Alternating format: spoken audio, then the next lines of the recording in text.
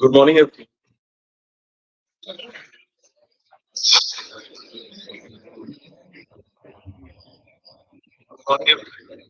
good morning, everybody.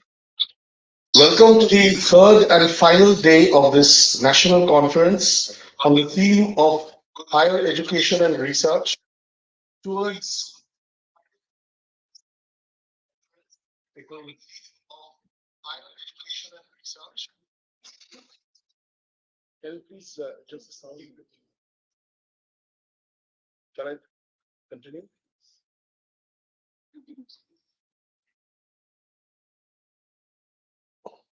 Apologize. Welcome to the third and final day of this national conference on the theme of higher education and research towards a transformative and sustainable society.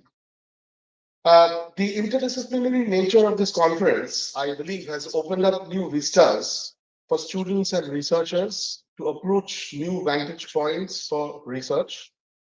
This morning, we look forward to the final plenary session of this conference with four eminent speakers from four diverse disciplines. This session shall be chaired by Professor Mrinal Pal from the CSIR, from the Central Glass and Ceramic Research Institute, Kolkata. And I first invite Professor Mrinal Pal to please kindly take his seat on the dais. And I also invite the four other speakers. First, we are privileged to have with us here Justice Shubhashish Talapatra, veteran man of law, who has been the Chief Justice of the High Court of Orissa, and before that, the High Court of Tripura, a son of the soil of Tripura, reputed author and literature. Sir, kindly please, I request the Honorable Vice Chancellor, please.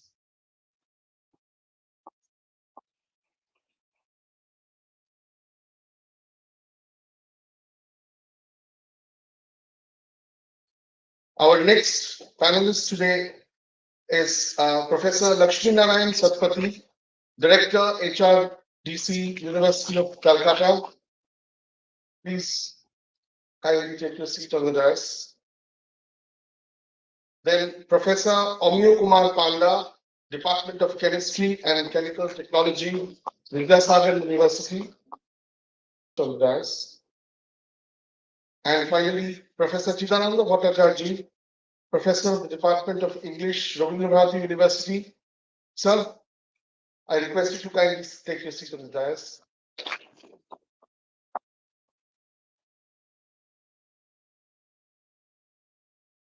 Let me introduce our panelists today,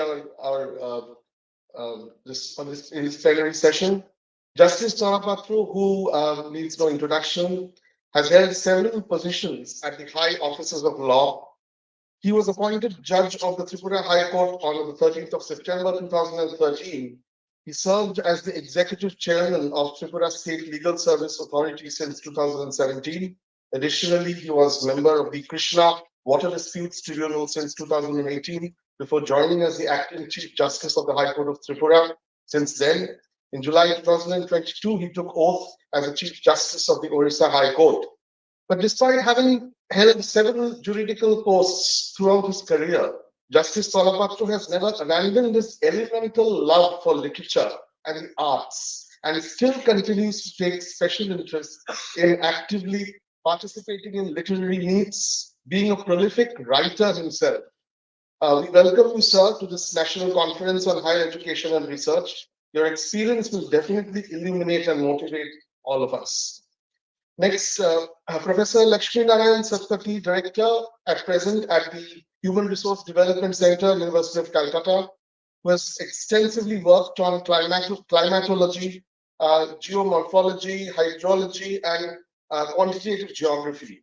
An alumnus of the University of Calcutta, Professor Satpathy has dedicated years of his research expertise on geomorphic hazards, meteorology, and advanced climatology, having several publications on ecological studies, landscape systems, flood hazards, and bank erosions and their vulnerabilities in West Bengal.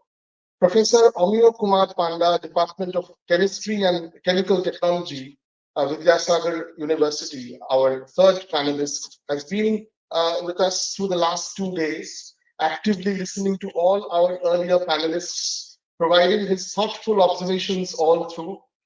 Professor Panda has held several positions of eminence, like short-term fellow in Tokyo University of Science, Endeavour Fellow of the Government of Australia at the University of South Australia, and then later, before joining Vidyasagar University, he also served for 3 years in the Department of Chemistry at the University of North Bengal.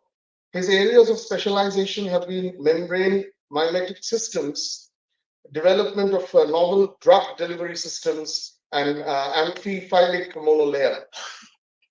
Uh, uh, Next, I feel extremely overwhelmed to introduce someone who I've admired since my student days, Professor of the Department of English, Rabindra Bharati University, Professor Chidananda Bhattacharjee, and the senior-most professor at present in the state of West Bengal today, somebody who has been a guru to so many assistant professors, associate professors, professors, and even vice chancellors in their current positions today.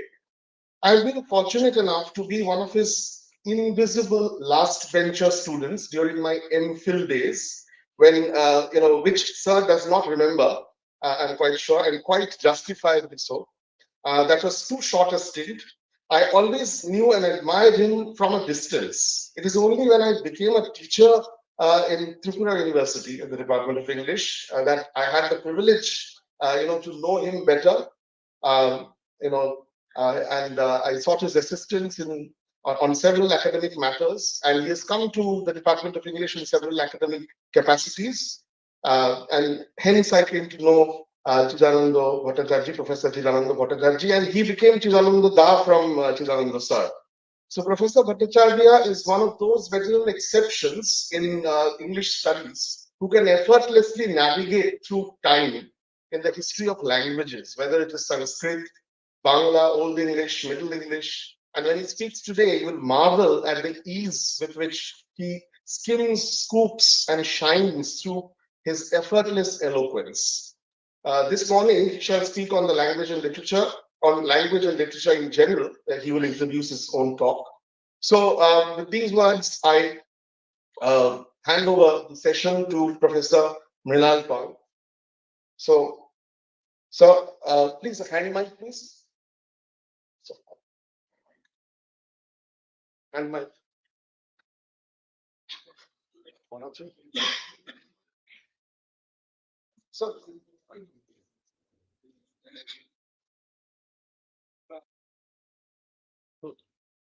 once again, very good morning to all of you, and welcome this.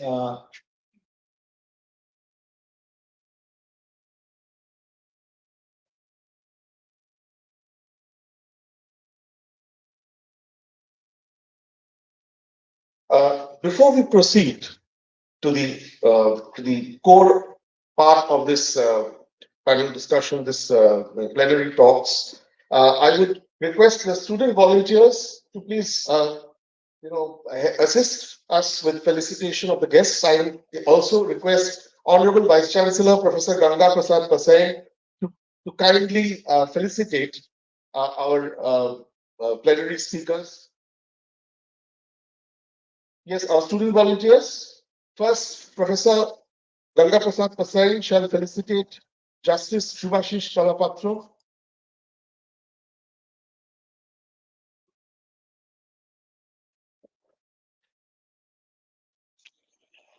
with the University of Ontario, along with a token of love from us, a memento.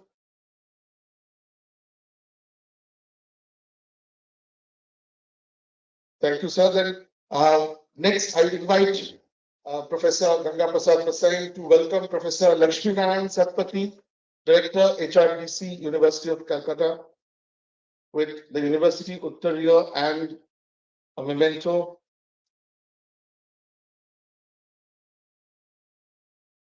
Thank you, sir. I request, sir, also to felicitate Professor Omiyo Kumar Panda, Department of Chemistry and Chemical Technology, Vidyasagar University, with our University of Ontario and a memento.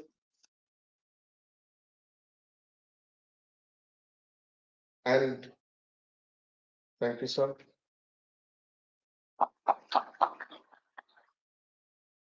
And finally, I would request Professor Prasad also to felicitate our to Professor Vinal Pal. He is the chairperson of this session, so please felicitate.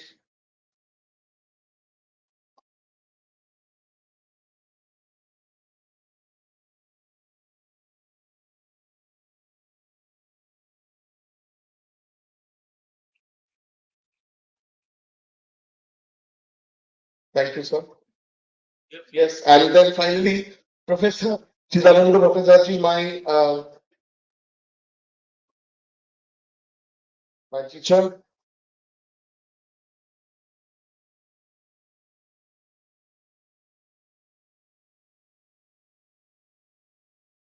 Thank you, sir.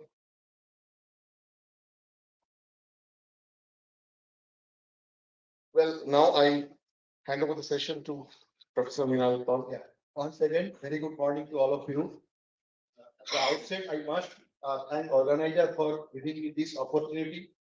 I feel proud and honored also for chairing this kind of high-profile plenary session. So, as already said, there are four speakers, and I will not take any time because we are already running more than 30 minutes late. So, only request to our speakers, please wrap up your talk by 30 minutes maximum, so that we can have some discussions also. So, thank you very much once again. And first, I will request Justice Subhasis Talabatra to deliver his job.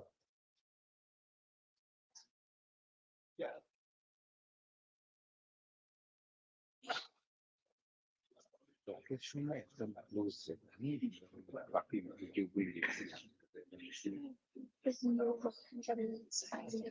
Chair, for inviting me.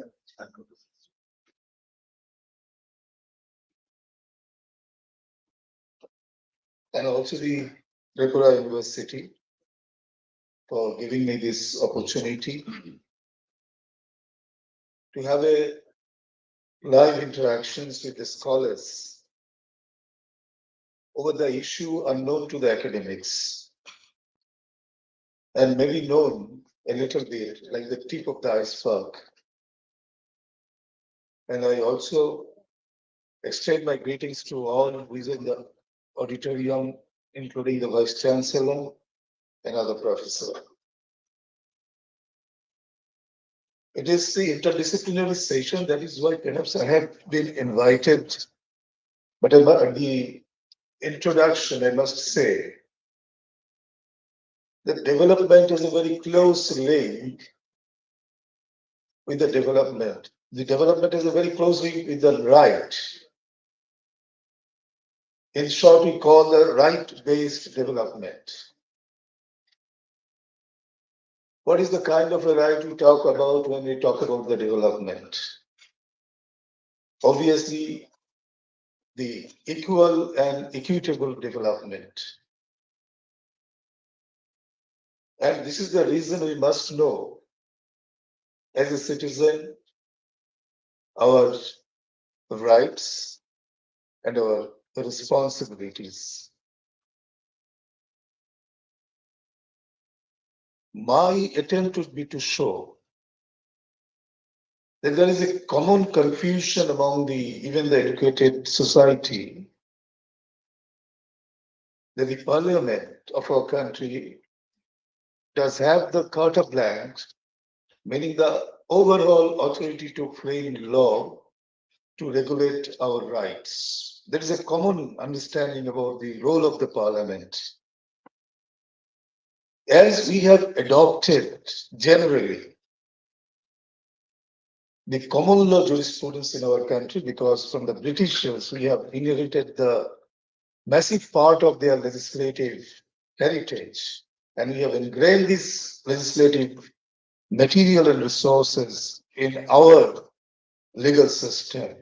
We face certain difficulties, but I must say, our courageous forefathers who framed the Constitution of India had the sufficient courage to experiment with this kind of a right and the constitutional exercises in a democracy. So the issue is now everyone can understand, and every other alternate day in our constitution. Here would be some comment unrelated to the debate that the basic structure judgment has to be revisited. By that judgment of 1973, Supreme Court decided there's a certain part of the Constitution, certain features of the Constitution cannot be amended by virtue of the power of amendment that has been given in the Constitution under Article 368. And 368, you have come to know in a very recent change that when the special status of the Jammu and Kashmir was scrapped by exercising the sub proviso to the Article 370. I will not broaden up because I have a very short frame. The issue is that what kind of a democracy we are having? Because in the Great Britain, now which is called the United Kingdom, their parliament is the supreme. No challenge against any law passed by the parliament can be challenged in their Supreme Court. But in our country, any law passed by the parliament can be scrutinized by the Supreme Court and can strike down those laws as unconstitutional. The fundamental test generally to understand by all without complicating the things, there is a two Latin words we have introduced in the legal literature. One we call the intra vires, another is the ultra vires. This perhaps you may have come across when the court proceedings are recorded. Simple meaning of the intra vires is that the law, when it is filtered through the constitutional prism, passes through, it is according to the parliament. According to the constitution. Article 13.2 it clearly states in our constitution, that is a very unique feature of the Indian constitution. Any law which contradicts or comes in contradictions to the constitutional provision is invalid in the eye of law. This is a declaration. So, the concept of ultra vires come from Article 13.2 of the Constitution. Recently, one of the jurists of our country, Pauline Nariman, had written a very big book called Know Your Constitution. We have given the adult franchise to govern the country through the elected representative. But do you really know what is our right as a citizen? Do you really know what is our responsibilities as a citizen? We cannot be treated as a mass. Our forefathers did not consider every Indian as a part of a mass or a subject. Subject is a matter of either the royal administration or the imperial administration. I remember on the day when the Constituent Assembly finally approved the draft of the Constitution, the day was 26 November 1949. The chairman of the drafting committee of the Constitution, Dr. B.R. Ambedkar, spoke that we have devoted more than 2.5 years to draft a constitution. Now we are dedicating it to the nations to be adopted. And you know the constitution was adopted on 26th of January 1950 when we have become a republic. And the word republic says the citizen are the maker of the republic. You remember the Greek, the societies, they formed the republic run by the citizens. This is the first, the example of the republic that we get in our legal history. So the individual citizen is a very important role and a role to run the and rule the country. And unfortunately, the teeming millions of vote every 5 years, either for the legislative assembly or for the parliament, they know only they're electing a person. And the characteristics of that person is judged by so many factors, but without knowing his competence to uphold the constitution and his or her right. Despite that, we have survived for the last 75 years as a democracy. And the strength where lies is that the people think that the elected representative will protect his or her right. As the elected representative is the attorney of that person. But in fact, he is not. Why? He cannot be your attorney because if you nominate someone as your attorney, you can recall his authority at any point of time. A political group in this country is also fighting for recall the elected representative if they do not discharge their duties. The issue that I will just focus that these elected representatives form the parliament. And when an act is debated in the parliament, they are supposed to debate from the citizens' point and whether their right to be protected or not. And definitely it is a very complex process.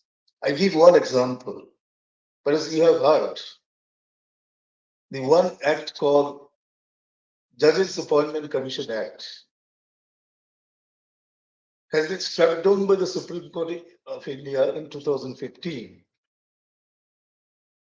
Why? Judges is striking down an act which deals with their own appointments. And it's true, it is nowhere in the world the judges appoint themselves, either in the Supreme Court or in the High Court, through a process which is called the collegium method. Collegium is a formation of a committee of the judges. In High Court level, it is the maximum is the 3 senior most judges, including the Chief Justice. And in the Supreme Court level, it is the 5 judges committee, including the Chief Justice, that recommend. And they recommend that interactions take place with the government of India.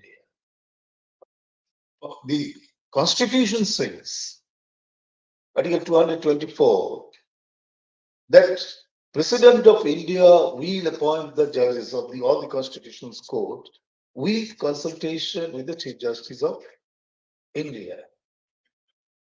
Now, from 19 the S.P. Gupta's case, I have not read because it will be jargonized. There is an issue just which came before the Supreme Court for consideration whether a judge can be transferred because he is appointed in a particular court, either in the Supreme Court or the High Court. At the time, Supreme Court says yes, judge can be transferred, but on the recommendation of a committee of the Chief Justice. That was the seed of the collegium concept. Then in 1993 and 1997, there were 2 separate judgments created the collegium concept. For what purpose? Why the judges are taking some power of appointment in their hand? Simply the independence of the judiciary. There is no other object. The judiciary in our country, judiciary in a democracy must be independent. Why they must be independent? Executive, by you of enacting a law, can take away the right of the citizen's right. You are agreed, you think this is unreasonable, this is unsustainable, this is against the equality clause in the Constitution. Why did you go? Definitely now in our present system, you have to go to the court. And if the judges become the part of the executive or are made to carry out the mandate of the legislation, they will just throw out your applications without any consideration. That is the reason the very important facets of our constitution of the independent of the judiciary. Without an independent judiciary, a democracy cannot survive. And everywhere, even a country like Pakistan, you will find judiciary trying to assert their authority. And that is a very anecdotal this narrative I would like to communicate to you. Immediately after the partition of India, earlier the East Bengal was the part and under the jurisdiction of the Calcutta High Court. When it was divided for emergency work, High Court of Dhaka was established. And in 1948, just immediately after 1 year after the partition, High Court of Dhaka has decided a case regarding a property, saying that the certain thing in the constitution cannot be altered.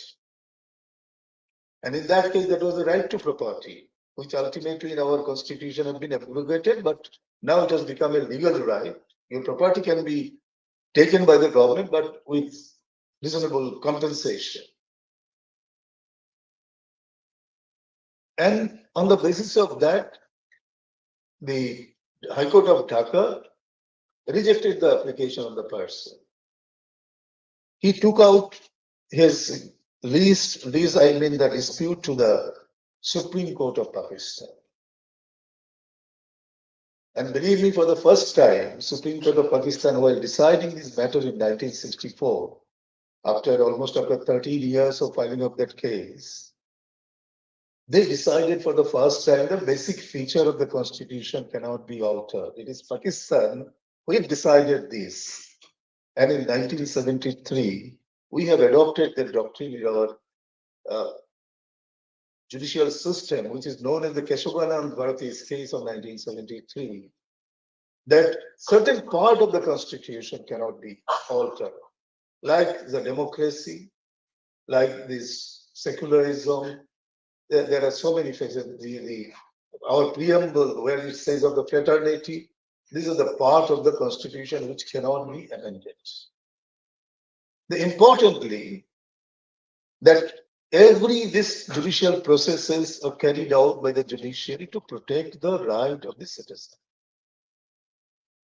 And here, the focus has come that whether right can be curtailed, even the right to life can be curtailed. Article 21 of the Constitution says yes, the right to life can be taken away, but that should be done in a by the established procedure of law. Someone can be hanged, but there should be a procedure that has to be followed. Now I go back to a very interesting observation made by Alfred Denny, which was the famous jurist known as the Lord Denny. He had given the first Hamilton lecture, and he was dealing with freedom under the law. Because we all know that we take birth with freedom. But the question, the freedom under the law, your freedom is not unregulated in a state. State is a concept of the authority of the governments. Lord Denning was observing the freedom of the individuals, which is dear to us, has to be balanced with his duty for to be sure everyone owes a duty to the society of which he forms part. The balance has changed remarkably during the last 100 years. Previously, the freedom of individual carried it a freedom to acquire and use property as he wished, and freedom to contract and so forth. But these freedom were so much abused in our times, they have been counterbalanced by the duty to use one's property and powers for the good of society as a whole. In some foreign countries, this duty has been carried to such a pitch that the freedom, as we know, no longer exists. If the people of those countries choose to put up with such a system, that is their affair. All that needs to be said about it, that it is not for the English view of human society. What matters in England is that each man should be free to develop his own personality to the full, and the only duties which should restrict this freedom are those which are necessary to enable everyone else to do the same. Whenever these interests are nicely balanced, the scale goes down on the side of freedom. Now there is an historical origin, what we call the due process. It is not available in our constitution. That Article 21 only says, except in accordance with law. Cut cannot be cutted. And you'll be surprised to know, those are the students of the political science in particular. In 1948, 6th December, the Constituent Assembly almost drafted the whole chapter of the fundamental rights. And in that fundamental rights, which was earlier is Article 15, they used the word without following the due process of law. For our Constitution Committee, a gentleman called, is a very erudite scholar of law, Sir Benigal Rao. He visited the President Truman to have a general discussion the way how the Indian Constitution is being drafted. And perchance he met one of the very legendary Chief Justice of US Supreme Court called Felix Frankfurter. And he was against the due process of law from the American experience. He says you cannot run your country. Every welfare legislation will be challenged in the court, and the government will be just crippled. They will not be allowed to even implement their own programs. Benegal Rao found it a very substantive in nature when it is a thoughtful proposition the Justice Frankfurter has made it. So he came back to the drafting committee and he gave a short report. He was not a member of the drafting committee. He was that says this is that. There was a huge debate. Committee was divided whether the earlier clause should be written due process of law or it will be as newly proposed by Delegate Rao that accept the as per the established procedure of law.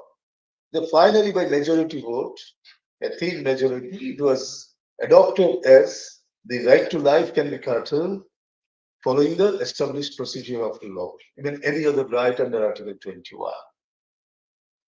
So what we started with the due process that was taken away in the final stage of the drafting of the Constitution. But the judiciary just came into this domain. First case, a communist leader in Kerala was arrested under the prevention law, A.K. Gopalan. It has become a very famous case, and all the law students are to read this judgment. He challenged that I have not been given any opportunity. What is the accusation against me? I had not been given any opportunity to combat or to counteract this allegation. The matter was taken by 11 judges bench of the Supreme Court. At that time, the strength of the Supreme Court was only 11. So all the judges of the Supreme Court, as now also in the US Supreme Court, all the judges sit together. They have only one courtroom, unlike our Supreme Court, where there are at least 19 courts are there. Sat together and decided. There was a dissenting view, but they decided that since the Constitution for such act due process had not been We cannot do anything because there is a law to arrest someone or detain someone without following any process for the country's interest. A.K. Gopalan case or A.K. Gopalan's plea was declined. Then there was some judgment where some voices were being heard that this cannot be done, the process has to be followed, but those all are minorities' view. And we have experienced during the emergency, and people at large, including the judges, felt the due process has to be adopted in the constitutional interpretation, otherwise individual rights cannot be protected. And what happened? In 1978, Mrs. Gandhi was defeated in the election of 1977, and Maneka Gandhi was planning to Europe. Her passport was compounded, say your passport will not be given for taking visa. She challenged that in the Supreme Court. In that judgment, that is very historic judgment for our constitutional development, Supreme Court decided, again by 11 judges bench, that no action can be taken against a citizen without following, number one is a reasonable, fair, and efficacious action, meaning that he has to give him the opportunity to say whether this action is reasonable or not, this action is illegal or not, whether this action is required in the given circumstances or not. And that is the basic principle of the due process, and that was adopted in our jurisprudential domain. So, this is the one aspect that the court's powers examine even the executive action against a citizen was expanded by this judgment. In what way, I tell you? Earlier, that the court used to examine whether the person who has passed the order has the authority to pass the order. If he has the authority, matter ends there. Now the matter doesn't end there. They will examine whether the due process has been followed or not. Even for acceptance of this, even in the criminal trials, now this principle has come. But due process is his own history. It come first, it was adopted in the Constitution of US. Article 5 says you cannot deal any right of a citizen without following the due process. And they adopted it from a Japanese constitution. Sir, can you back up within 2 3 minutes? Just a little. And again, the American Constitution expanded it by the Article 14. And all those things are reflected in an international covenant called International Covenant for Civil and Political Rights. India is a signatory, where all the due process clauses are there. And that way, by application of the due process, by application of the fundamental feature of the Constitution, Indian judiciary has become, we call, sentinel kurbai. In Bengali, there is a good word for that, Otandro Prahari. The Supreme Court is protecting the rights of the citizen. Therefore, our democracy is not a parliamentary democracy. It is a constitutional democracy. As the parliament is a product of the constitution, they have to follow the constitution. And anything happens against the constitutional verdict, constitutional ideals, constitutional ethos, and the spirit of the constitution can be interfered by our courts, and that is we call the due process regime. So the parliament has not been given any unregulated right to destroy any part of the constitution. A part of the constitution is unalterable. That is where we have the strength, we have the substantive force of the constitutional democracy. Thank you, everyone. Because it is a very unknown subject, I was feeling looking at the person. We have to know our constitution if you really save the constitution and the democracy in our country. Thank you. So, thank you very much, sir, for explaining some of the articles of our constitution and clearly informing us about our right. So, session is now open. If somebody wants some clarification on some issues, maybe we can take some questions on those constitutional articles.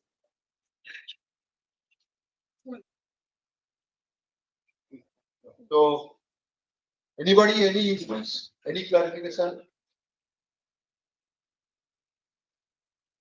Sir, we are speaking about independence of Indian judiciary. So, Namaskar, sir. We have told about independence of Indian judiciary. I have a question to you. Rather, I want the experience you have shared during your long legal journey. How Indian judiciary is independent in your eyes, sir. Thank you, sir. Thank you. There is a different perceptions about this. One of the judge of the African Supreme Court told a very important thing. Whether a judge will act independently or not wholly depend on him, how his personality is developed in the system and before coming to the system. Sir, as a judge, we are also human beings, come from the society.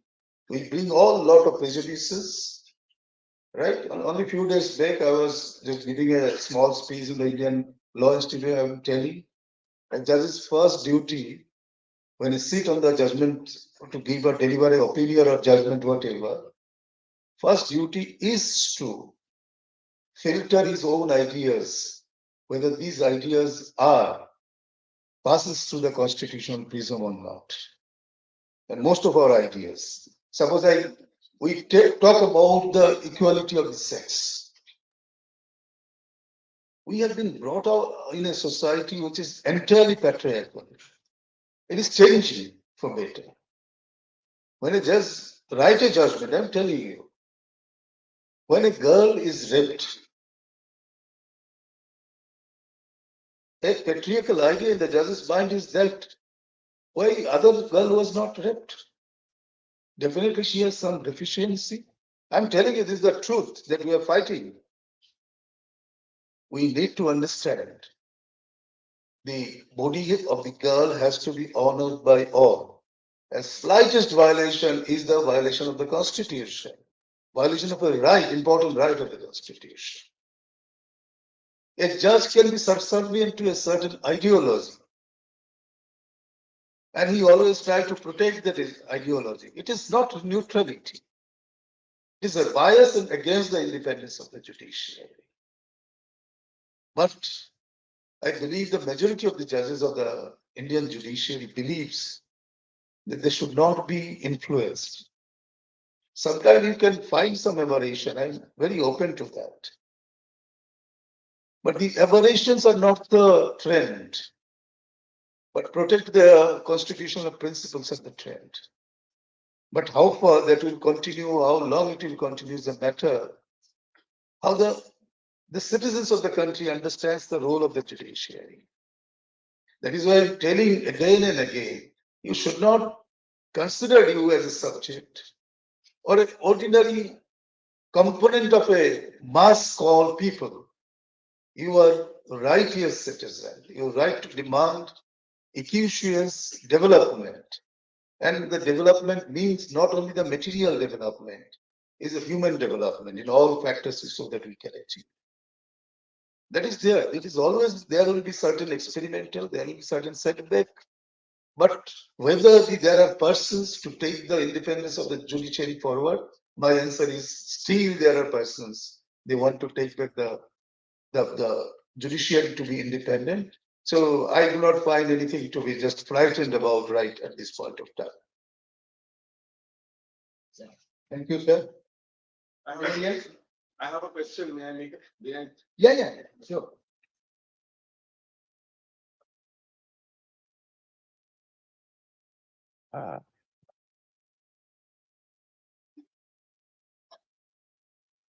Thank you, sir, for your wonderful address. It's very informative. But I have a question for you, sir. Uh, when we talk about the role of the judiciary, and at the same time, we all know that the parliament is empowered with the making laws, but the parliament also enjoys certain insularity. The parliament, the floor of the parliament is insulated, to certain things. And you use a particular phrase in your, title, that is carte blanche, and the fact that in parliament, on the floor of the parliament, one is free to say anything. And we know sometimes, when certain transgressive statements are made in the parliament. So, in that ground, what do you think should be the role of the judiciary? Just does the judiciary at all have a role there, or there is a sort of a sanction that the judiciary cannot, penetrate into that space which we understand as the parliament? It's a very good question. There is a general confusion is that judiciary always try to maintain this divide line that we have been created, where to operate, whereas the areas we have to operate. But sometimes, yes, it gets masked. But so far in the history of Indian judiciary, what happens within the parliament? The parliamentarians are given certain privileges, and we have not broken that privilege. But not that the yes, in our this legal framework we cannot do anything. Suppose the crossing of the floor, the 10th schedule disputes. Earlier, judiciary was very reluctant to take over. Whether someone is crossing the floor, going to the other party, forming the majority. But you have seen within a limited scope and narrow scope, they are interfering with it. But so far the debates and these parliamentary speeches is concerned, judiciary is less bothered about it. It is the people who will take care of their representative. That was I'm telling about it. Whether you will recall the parliament, whether you need a law or not, they have to decide it. Thank you for the question. I think it's over. I think no one is there. Okay, if there is no other question, please give a big hand to sir. So now we'll move to our next speaker, Professor Lakshmi Narayan Shatpathy, Director HRDC, University of Calcutta. Professor Shatpathy will say about NEP 2020 aspiration versus ground realities of higher education in India. Professor Shatpathy. Thank you, sir. Hello. So, very good morning to all of you. Honorable Vice Chancellor, sir, in absentia, our honorable co-panelists sitting on the chair, and our esteemed colleagues, students and scholars of the university and from various other parts of the country. I was listening the entire proceedings whenever it was possible through live streaming.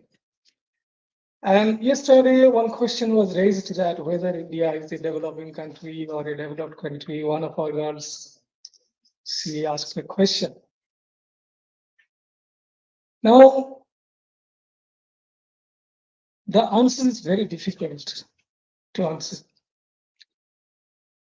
When I was coming from Kolkata yesterday, I was searching for a yellow taxi, but I was mandated that there should be a receipt.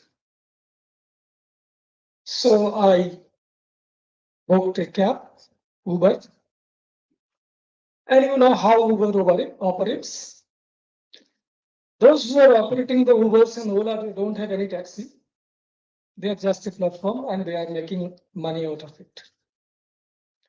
Then I came to the airport and I found a very heterogeneous group of people waiting for boarding.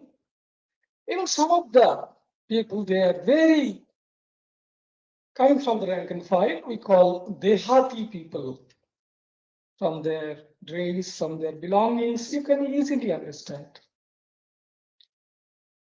And then I boarded. Meal was pre-booked. The box was very nice, and I opened the box. But before that, I took a meal. Yes, I was very hungry. And I found for 5 pieces of this, what is called a food item. It was 250 rupees. Outside, it is only 50 rupees. Airport tax is included. Okay. And in that box, I found 4 or 5 items. I consumed only about 400 ml of liquids and 150 grams of solids.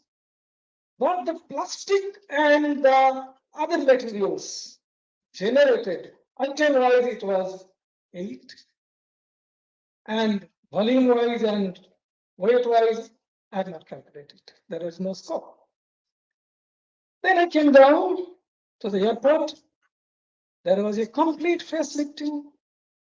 Even in the toilet, there was music. So India is signing. Yes, definitely, it's signing. Thanks to G20 and the Amrit Kal we are trying to achieve. To lead the world by 2047, we are aspiring for that. So all the texts have certain contexts, and national education policy is not an exception. So text is available in the website, anyone can go through it. But my concern is why this text has come at this time. What was the compulsion for this? We have to understand the background. Now you say India, that was Bharat, that is Bharat, or Bharat, that was India, what may be the debate? But the point is that geography and geographical diversity of our country, it's such that it can be described as a mini world. That's why we call it a subcontinent. And all the parts have their own geographical attributes which set the earlier occupations and culture. And that's why reality is inherently embedded in India or Bharat or whatever by name we call it. So the east and west, north and south and central, we must acknowledge the diversity called the geodiversity by its geography, drainage, soil, flora, fauna, and these are the life support systems based on which the occupations develop. The culture develops with the rhythms of the seasons. We have to acknowledge it. And then migrations, counter migrations, and many other things. So history of India is like many streams that came up, that merged, diverged. Some of them died. And even whenever it will be recharged, it will come again. So multi-layer, multi-fabrics, this plurality is the beauty of our country. We must have to acknowledge it. So society is not just one, and that's why India is not a nation, it is a state, it is a country, and we have to acknowledge it. Then the economy, very important. Polity rules, but economy supports. And the type of economy, the strength of economy, the size of economy, and many other attributes of economy, that is very essential. That's why we are here.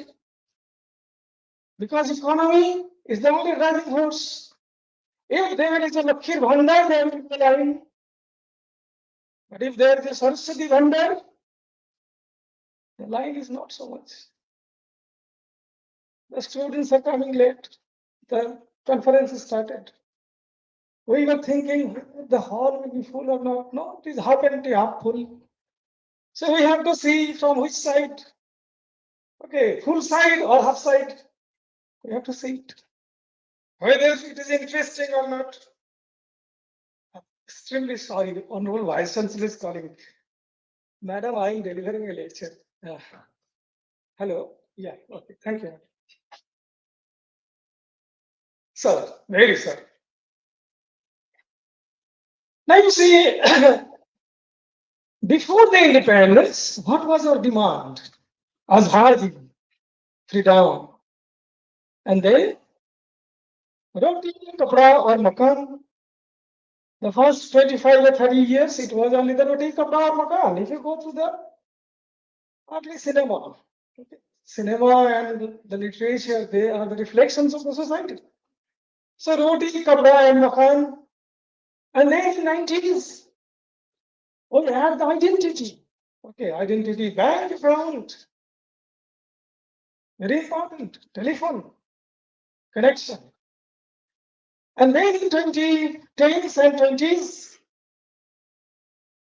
beyond other, now the address is not our physical address. That 72 by suppose such and such road like that.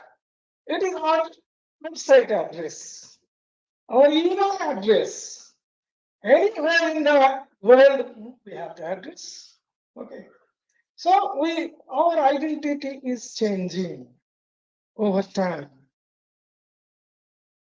And the growth of the economy earlier, it was very slow because we didn't have good infrastructure in agriculture, in industry. Forget about the knowledge economy up to 80s. Then we were harnessing the environment in such a way, exploiting the environment, that many of the species are extinct. Now we are trying to protect it. Environmental law came in 1980s. It's education. So three phases of the last 25, 75 years, we can divide it in 25, 25, 25 with first generation, second generation, third generation, like that. So the generation wise, the demands, aspirations will be different. And contexts are also different. The economy and polity are different. It was earlier only based on agriculture. 75% of our economy was based on agriculture. And huge number of population was engaged in agriculture. And there was uncertainty of monsoon. The certainty is that monsoon is uncertain. That is the certainty in one word. And Indian agriculture was a gamble of monsoon. So Indian economy was the gamble of monsoon, but now it is not. Because we could transfer water from one season to another, one place to another. Due to technological interventions and developments. And we became self-sufficient with the Green Revolution. So food was not a problem. India became surplus of food. Then came this globalization. This from protection to opening up of the economy, first with the industry, then some part of agriculture also a little bit, then healthcare, and now it is education. So we are opening up to the world our education sector as well. So what we witnessed, National Knowledge Commission, knowledge became a saleable commodity. Earlier it was not. Vidya Dadadi Vinayam. Then we cannot sell. We should transfer. Other things were there. So values of certain kinds and values of different kinds. It is is a spiritual value or human value. Now see all these journal houses coming up, many journal houses, many of our societies, professional societies of the educationists of different subjects, disciplines, they are leaping no money power, no manpower, because the young people are not coming to these platforms. So they are got the easy opportunity to publish their research in international journals. They write it, they edit it, they read it, and they get the APIs. How many people they read it? What is their social impact? Social impact. How many of we know? Then, so this is one indicator. There are many, many other indicators we can. So, meanwhile, we have huge transformation in our demography. 2021 census has not yet been conducted. I don't know when it will come the results. So whatever data we have, it is on the basis of 2021. There also we have found that 65% of our population, they are young, below the average age of 35. So India is a vibrant population of young people. But at the same time, these young people are unemployable. Some people say because of the structure of the education, the quality of education, that is one. Other people say there is no job opportunity. Again, the half full, half empty syndrome. The industry people, they say that academia, the institutions are very poor in terms of their knowledge, contemporariness, and other quality factors, quality indicators. And the academics, they are saying, no, we have designed it, but there is no industry. Where our students will go? So there is a gap, and the gap has widened. Unemployability is a factor, definitely unemployability. But the job opportunities are also very important factor. Because Indian economy has transformed, it has jumped from the primary sector to the tertiary sector. The secondary sector is relatively missing, very, very underdeveloped. Secondary sector could absorb huge population, huge unemployed youth, but that was missing. So, in the demography also, what we expect during the next 25 years, our young girls, they are not married. Even if they are married, only one child. India has already achieved the replacement level of 2.1, it is now 1.9, and even below that. Some of the states 1.3, 1.4, like that. So India is going to reduce its population drastically in the next few years. But where from the population will come? From the marginalized people, from the economically backward, socially backward, because they know that children are God's gift. But for the educated girls, it is a reality that the cost involved to raise themselves, it will be multiplied by 5 to 10 times to raise their children. And nobody is willing to take care of. There is no grandpa, grandmother to take care of because they are already old.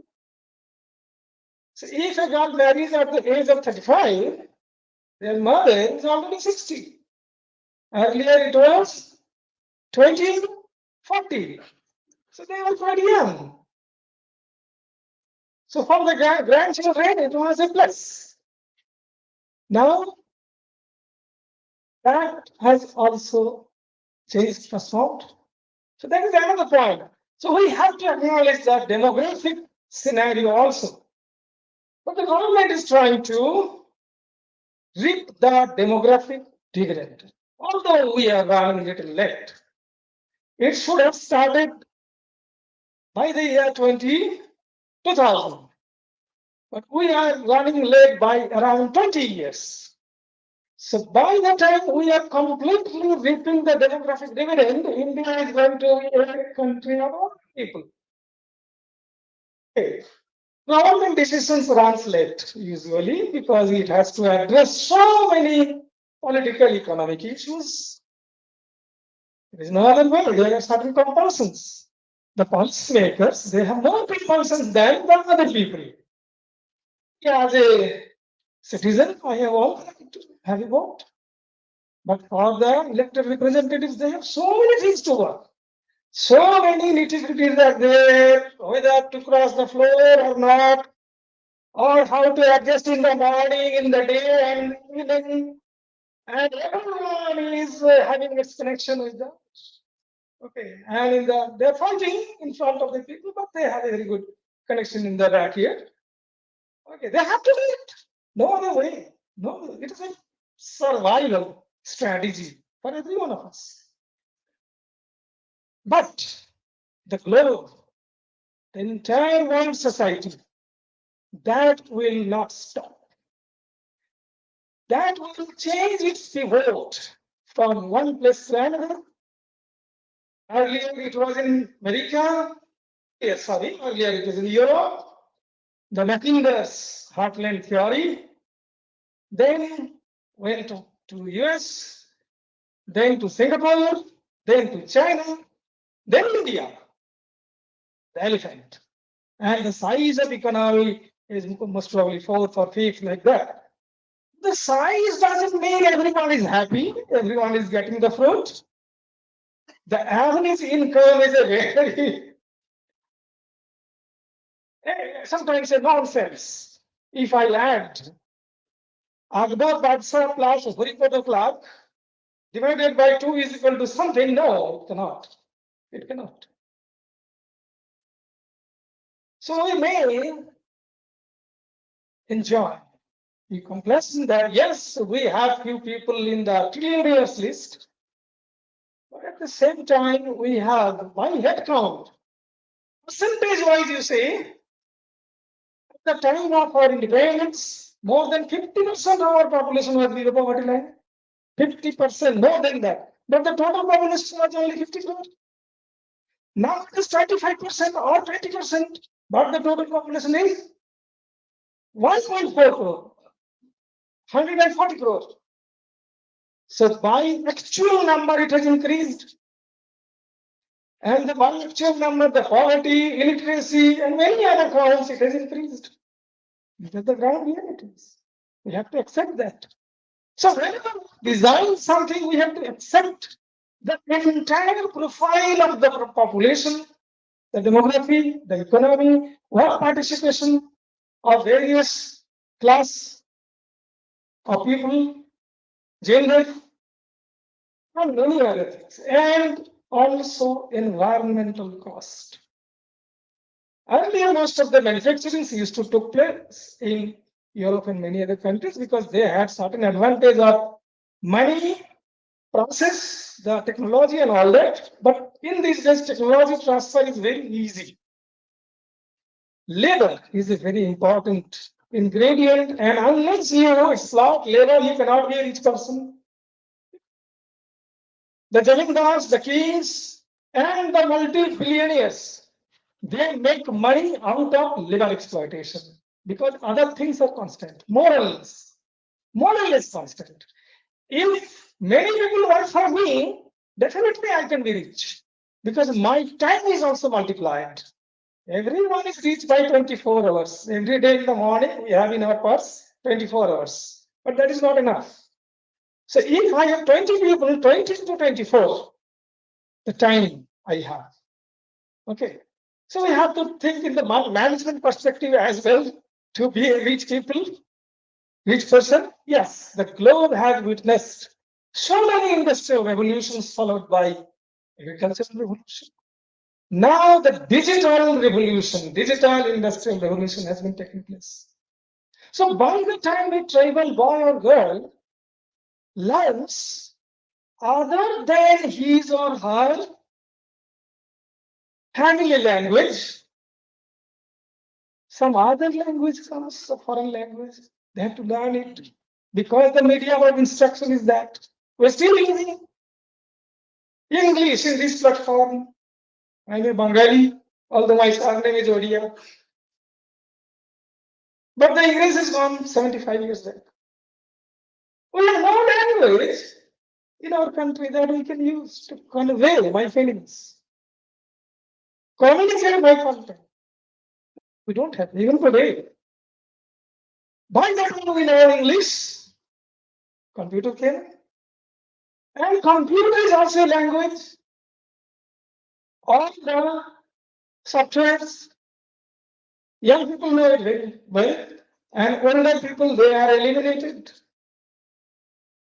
This is an opportunity for the young people also. So digital era, the demands are different. The volume of data also coming, and we call big data. So we have to understand how to analyze the big data. Search in Facebook. Actually, we are using a platform given by someone. We are the producers, we are the consumers, and money is being made by someone else. And from such a bit, advertisement will come. How artificial intelligence is working behind it is working. So they are making money out of it. And how it is operating, common people, they don't. And also, we are using data. So who's providing the data, they are also making money out of it. So TPA, third party administrator. Everything is in the hand of the third party. My bank account, my phone number, my every detail is with them. Suppose if one day Google blacks out everything, my whole data is lost because everything was in the cloud. Google should. Definitely that is not going to happen because there are certain rules and regulations. Professor Poti. Yeah, only few minutes. Yeah. So the backdrop is like this, that education has been considered as a sellable commodity because knowledge is a power to produce, and we produce. And if you see, there are trillion years of the 21st century, or even sometimes before that, they are based on only knowledge, not on the basis of mineral resource or other physical resources. So that's why industrialists, they are very much interested in education nowadays. So it was a compulsion also. NEP is an outcome of compulsion. Whoever may be in the government, it started with the other government, now it has been carried forward by some other government. All the government and party are different. And in future also somebody else will come, or maybe that this dispensation will continue. This will happen because we have to address all these nitty-gritties. Now coming to this, only few points. Before any of you have started semester system, but do you think that in our country, semester is feasible?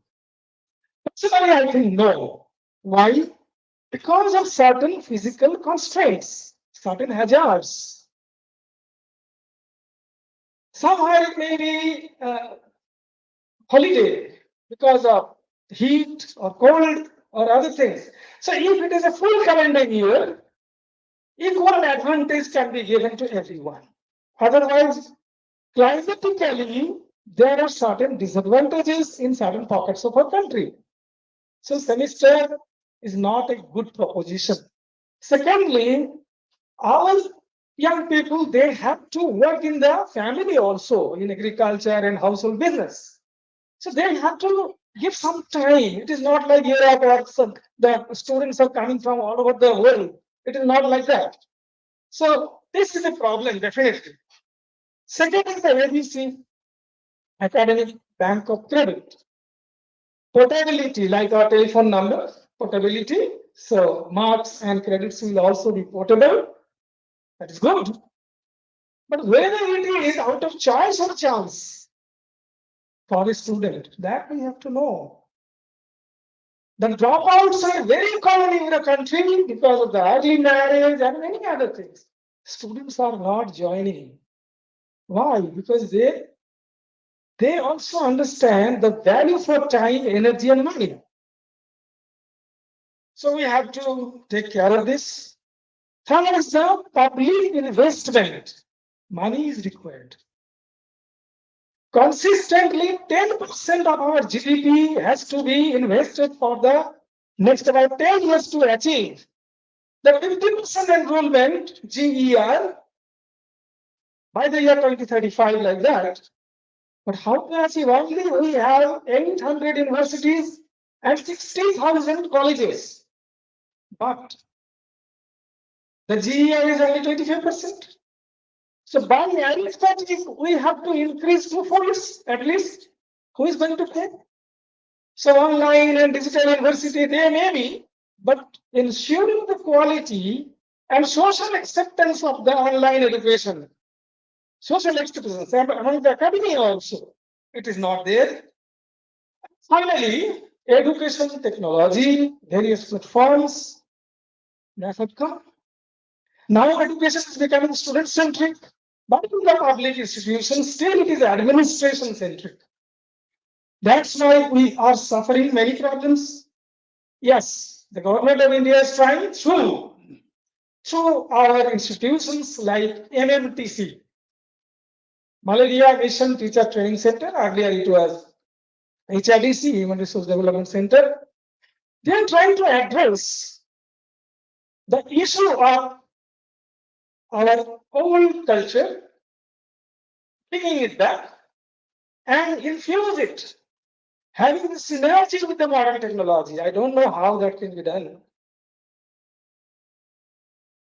Taking something from past and bringing something of the prospective future and fusing them in the present and near future.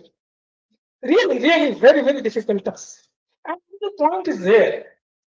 If we bring that something of the world and don't consider many things of the world, then whether society is going to accept it or not, that is definitely a big question. Thank you very much. Thank you, Professor Satyajit. Very nice elaboration about the background of NEP as well as some issues of. I'm sure that among the students, maybe there will be a lot of questions or comments, but for the time constant, maybe I can pick two questions or comments. So, anybody? Yes. Yeah.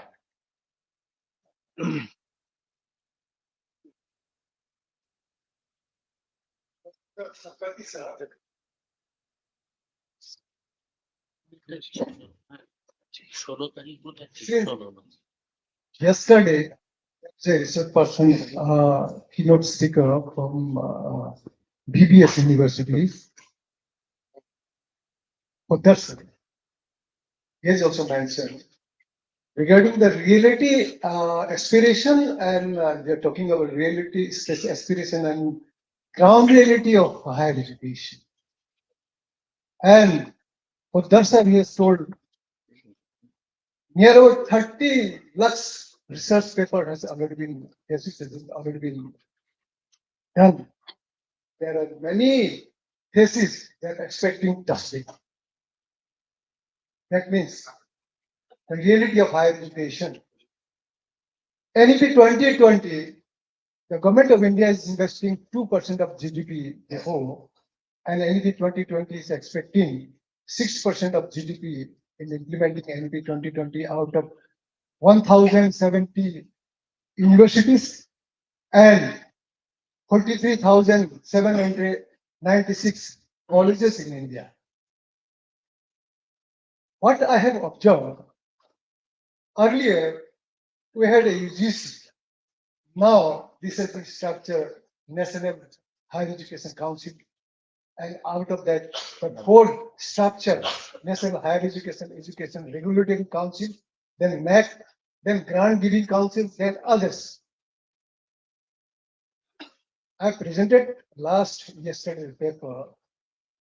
I placed near about 150 RTIs all over India, scanned about 9,079 college teachers of Assam regarding fraud. It has been observed as the UGC was the regulatory body to regulate the higher education, but it has been observed many universities, the UGC, they're doing just merely giving the notification, but not regulating the universities. Fraudulent universities, just UGC has done, okay, these are the fraudulent universities, but the regulator is the UGC. There are many universities, they have committed crime, like opening a distance center and they have awarded PhDs and fields. Like I have observed Vinayak Mission University, Career University, Madurai Kamraj University, Singhani University, so on and so forth. So these are the situation. And I am expecting from you a reply regarding the NEP 2020 and the regulation, what we are expecting from the regulation NEP 2020 to protect these fraudulent activities in higher education, because there is a gap, because this has happened due to the gap between Yes, demand and I supply. understand your point. The name, very name UGC, so grants. The government is trying to come out of this grant. Okay. Now there shall be 4 verticals, and one of them will be the regulations, regulatory body, and assessment and other things. So I should not criticize the UGC because there may be some communication gap. Okay, because unless it is bring to the notice, the crime is not brought to the notice, then how that can be solved? This is number one. Secondly, in the NEP, you can find that tight and tight regulation. Yes, this word has been used. So the regulations will be definitely tight. And so far, my understanding, the governance structure is also going to be changed. In future, the Senate syndicate, EC, court, these are going to be changed. And I think the structure of the IITs, IIMs, and the Section 8 companies like that, because compliance has to be there. And the policy making body will be different and executing body will be different. Okay. So definitely that will improvise the administration, and also the separation of power definitely will give some boost for the qualitative improvement. Thank you.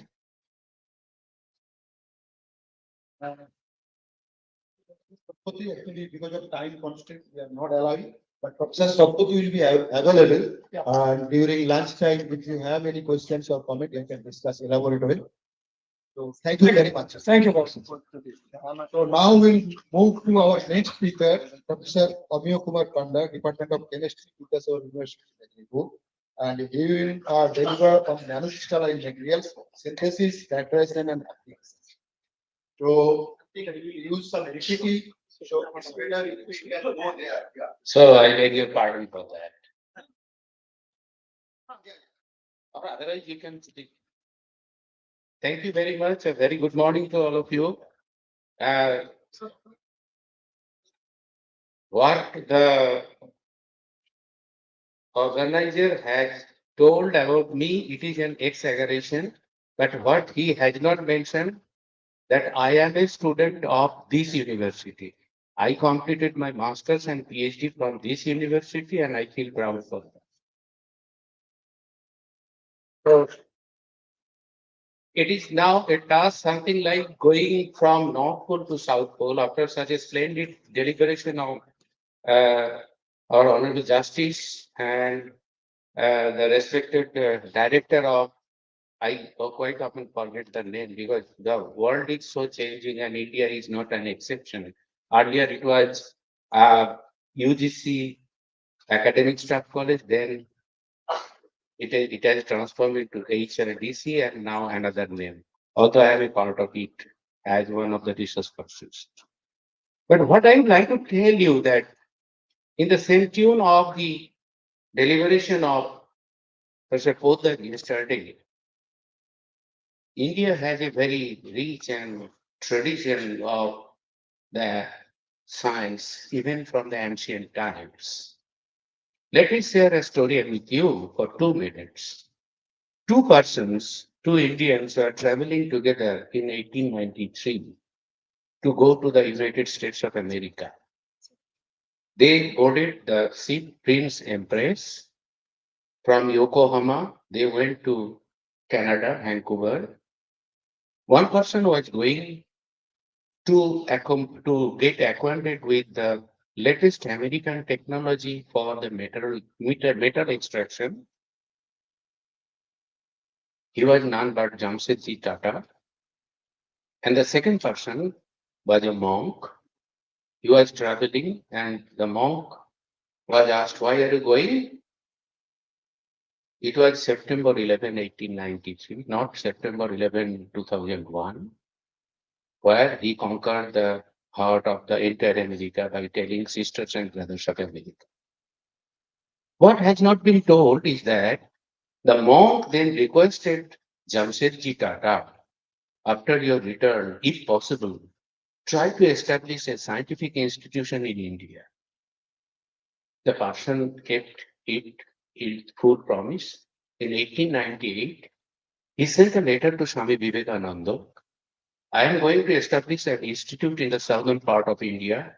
Could you take the responsibility to become the director of the institute?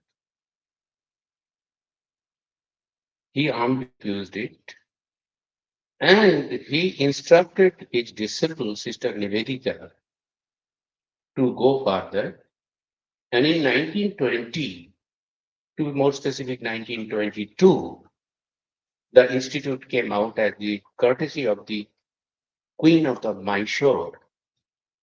And that institute is nothing but today's Indian Institute of Science, Bangalore. So how could you define Vivekananda? Is he a scientist? Was he a communist? Was he a socialist? Or was he a religious person? Apparently, there is no conflict between science and religion. In Bengali, we call ধর্মের বেশে মোহ এসে যারে ধরে অন্ধ সেজন মারে আর শুধু মরে. New education policy, good thing I see that they want to break away the barrier from humanities and science. But again, that is directed not by the policymakers even. Let me share another story with you. You are all known with the famous movie Oppenheimer. The review in Bengali daily, যাদের না পড়লে পিছিয়ে পড়তে হয়, the review came out, and the review was written by a professor from the south. I can name it. It is Sri University in Tamil Nadu, and the department was Center for Interwoven Studies in Arts and Science.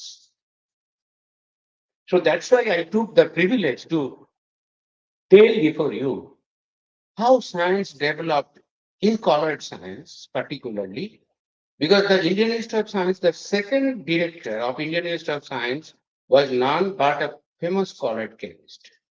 Before that, let me humbly tell you that I will be making presentation for my dear children, because most of the students are even junior to my daughter. I think most of you have born in the year of 2001 or 2002. What happened today in the history of science? In 1928, on this very day, first artificial what you can ventilator was marketed and it was applied on a polio infected boy, rather girl, young girl in 1928. Now, as I belong to chemistry, what are the different branches in chemistry? In physical chemistry in particular, there are thermodynamics, quantum mechanics, statistical mechanics, and kinetics. You'd all agree with me. And these four areas are interrelated to each other in this way. You take quantum chemistry for a single system, you employ it to many body system through statistical mechanics, then go to thermodynamics, and all of three can be put together to get the idea about the kinetics. Who are the founders of physical chemistry? Oswald, it is father Oswald. His son Junior Oswald was the pioneer in colloid. Then Hancock, obviously this V should have been small v, and Arrhenius. Now, why would we be so much interested in nano? Nanoparticles are not dimensionally different from the colloids as we encounter every day. Our blood is colloid, milk is colloid, the paint or emulsion that you put on your wall is a colloid, and the technology that Professor Minon Palm yesterday mentioned is a nanoparticle. They're not dimensionally different. But what is important is that their properties are governed not by the classical Newtonian law of mechanics. Their properties are governed by the quantum mechanics. And they are basically governed by the property of the surfaces. Now, when you bring down the size, the surface to volume ratio increases manifold, and then the properties are entirely different. The golden ornament that you have worn is golden in color, but back in 1857, when Michael Faraday first prepared the gold sol, even the term colloid was not there. He mentioned it as finely divided metals. As I mentioned that there is no boundary line between history, science, like had there been no Jewish exodus from the Germany, the history of the discovery of atom bomb would have been different. Michael Faraday, when he presented his work on gold nanoparticle, and it's still there in the Faraday laboratory in the United Kingdom. I hope some of our future generation will visit the Faraday laboratory. You will still find the gold nanoparticles are there of different colors. So whenever you are asked about the property of a material, the second question you have to ask, what is the degree of fineness? How small they are? The property drastically changes when you bring down the size. Like this example, this is the electron microscopic image of silica nanoparticles. What the scientists do, they did a very simple experiment. They took silica or quartz particles, although they are not nano intrusents, 900 nanometer in diameter. It was blown up in air, and it was found that they form beautiful necklace with like fractal-like structures. They don't fall down under the force of gravity. So Newton's law of gravity is not applicable to these materials. So gravity is negligible in majority of the cases. Now, why would we go in studying colloid science? Because to understand a natural process, like the existence of cell membrane would not have been there unless it would have made up of amplifiers or phospholipids, and they would form a perfect bilayer that would separate the intracellular and extracellular component. Had the surface tension been not 72 millinewton per meter, the bilayer or the spider wave could not walk, or water wave could not walk over the water. The insects, they can walk through over water. So to understand the natural processes, like the percolation of water and refilling of the underground reservoir, it is a surface phenomenon. Now in industry, it is like the metal extraction by flotation technique. It is a technique where we encounter the surface property. And to our dismay, a proper understanding on colloid science is still in its level of infancy. That's why in 1959, Richard Feynman, he was a very funny character. Although he was a great scientist, he went to a cafeteria and the waitress in the cafeteria asked Mr. Richard Feynman, well, Mr. Feynman, what would you like to take? Hot or cold? Feynman said, well, both. And the waitress finally said, you are surely joking, Mr. Feynman. And that triggered the mind of Feynman. And Feynman, the book, name of the autobiography of Feynman, it's now available in the web. You can download. You are joking, Mr. Feynman. Richard Feynman in 1960s, remember, there was no modern instruments. I envy this institution when I studied my master's and pursuing when I was pursuing my PhD in 1996, 97. Nothing was there. Only the chemistry and physics building were there. Now I feel very, very proud to see the progress of this university. I'm sure that this institute will go or excel further and further. Richard Feynman in 1960s he made a historic statement. What was that? There are plenty of rooms at the bottom. There are plenty of rooms at the bottom.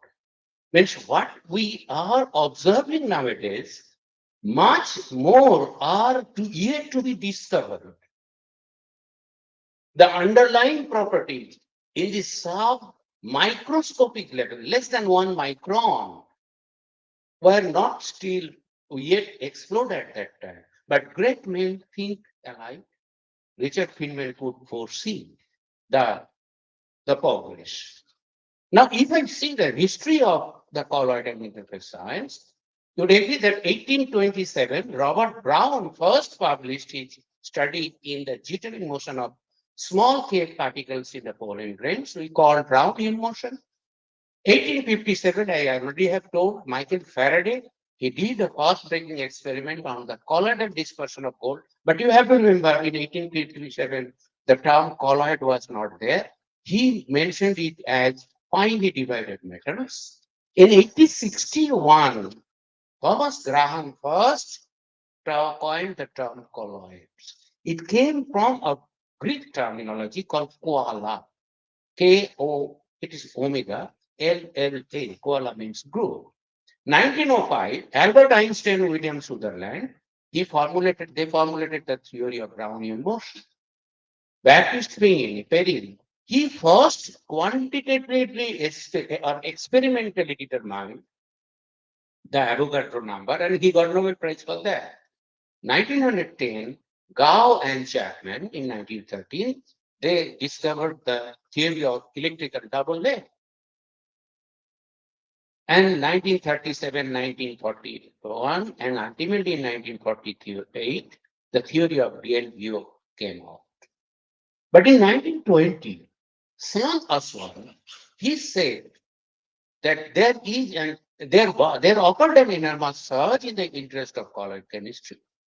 And credit goes to Sam Oswald, Junior Oswald, because Oswald, who stressed the scientific and technological possibilities,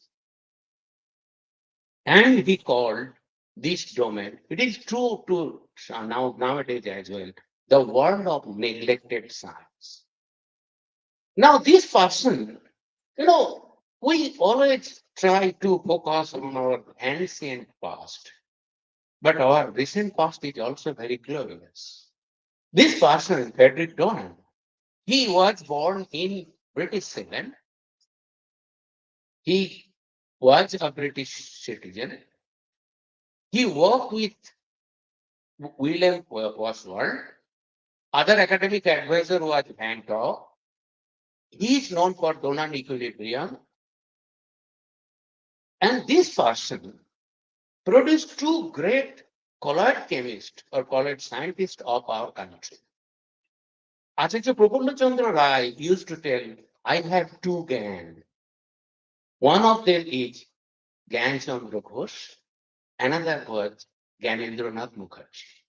These two students, they got the Pali Fellowship to go to the to UK and work with the great scientist Frederick George Donnan. Then comes another Canadian chemist, William McBain. He was he was the first one to postulate the existence of colloid. And what was the thesis? Title of the thesis? It was basically, now he used to work on conductivity of sodium palmitate, whatever we call soap today. After McBain retired, what would we do? Enough is enough. Let us enjoy our retired life. But McBain was requested by the then Prime Minister of India, and he came to India and he took the responsibility of the National Chemical Laboratory, what is another premier institute of India. So because he agreed to serve India for the industrialization. So we have a glorious history as well.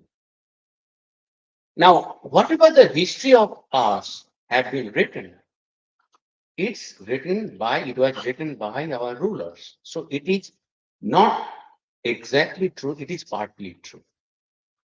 Santi Swarup Bhatnagar, the famous Bhatnagar Award, you know all. And you know why we Bengali feel so proud? What is our pride? This year, 12 scientists got the Bhatnagar Award, Shanti Swarup Bhatnagar Award, the highest award for the young scientist below 45 years of age. Out of 12, 4 are Bengali. So it's a matter of pride. And out of 4, it would be, don't consider to be biased, me to be biased, 2 are of Midnapur origin, like the Pantavat and Muri, that helped them to go for getting this prestigious award. Now, what was the title of his thesis? Solubilities of bi and trivalent salts of high fatty acid. And who was again? It's Frederick Donnan, who was their supervisor. So the Gyanchandra Ghosh and Gyanendranath Mukherjee, after they returned to India, Gyanchandra Ghosh, he joined Dhaka University in 1921. After C.V. Raman passed away, he took the responsibility to act as the director of Indian Institute of Science, Bangalore. And he was the first director of the first IIT in India. It is IIT Kharagpur. While Gyanchandra Ghosh was more like an administrator, Gyanendranath Mukherjee, he came to Kolkata and started his independent research, and he established a school of colloid chemistry or colloid science in the University of Calcutta. Who were his students? B.N. Ghosh, Bhupendranath Ghosh, Shanti Ranjan Palik, Neil Ratan Dhar. You all know about them. Now, we all tell about our biological inheritance, but there is also an academic inheritance, the Guru Shishya Parampara. Acharya's student was J.N. Mukherjee. His student was Professor Sushil Mukherjee. Gyanendranath Mukherjee, later on in India, he introduced the agricultural chemistry. He was the first one to introduce agricultural chemistry in India. And 2 great students of Gyanendranath Mukherjee, one is B.N. Ghosh, he was the brother of Gyan Chandra Ghosh.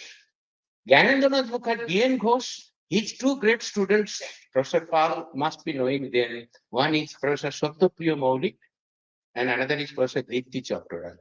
Professor Maulik used to come here. He is a young scientist of 88-year age, still active in research, and he is considered one of the 10 topmost scientists in the field of microemulsion in the world. But he is a very shy and very introvert person.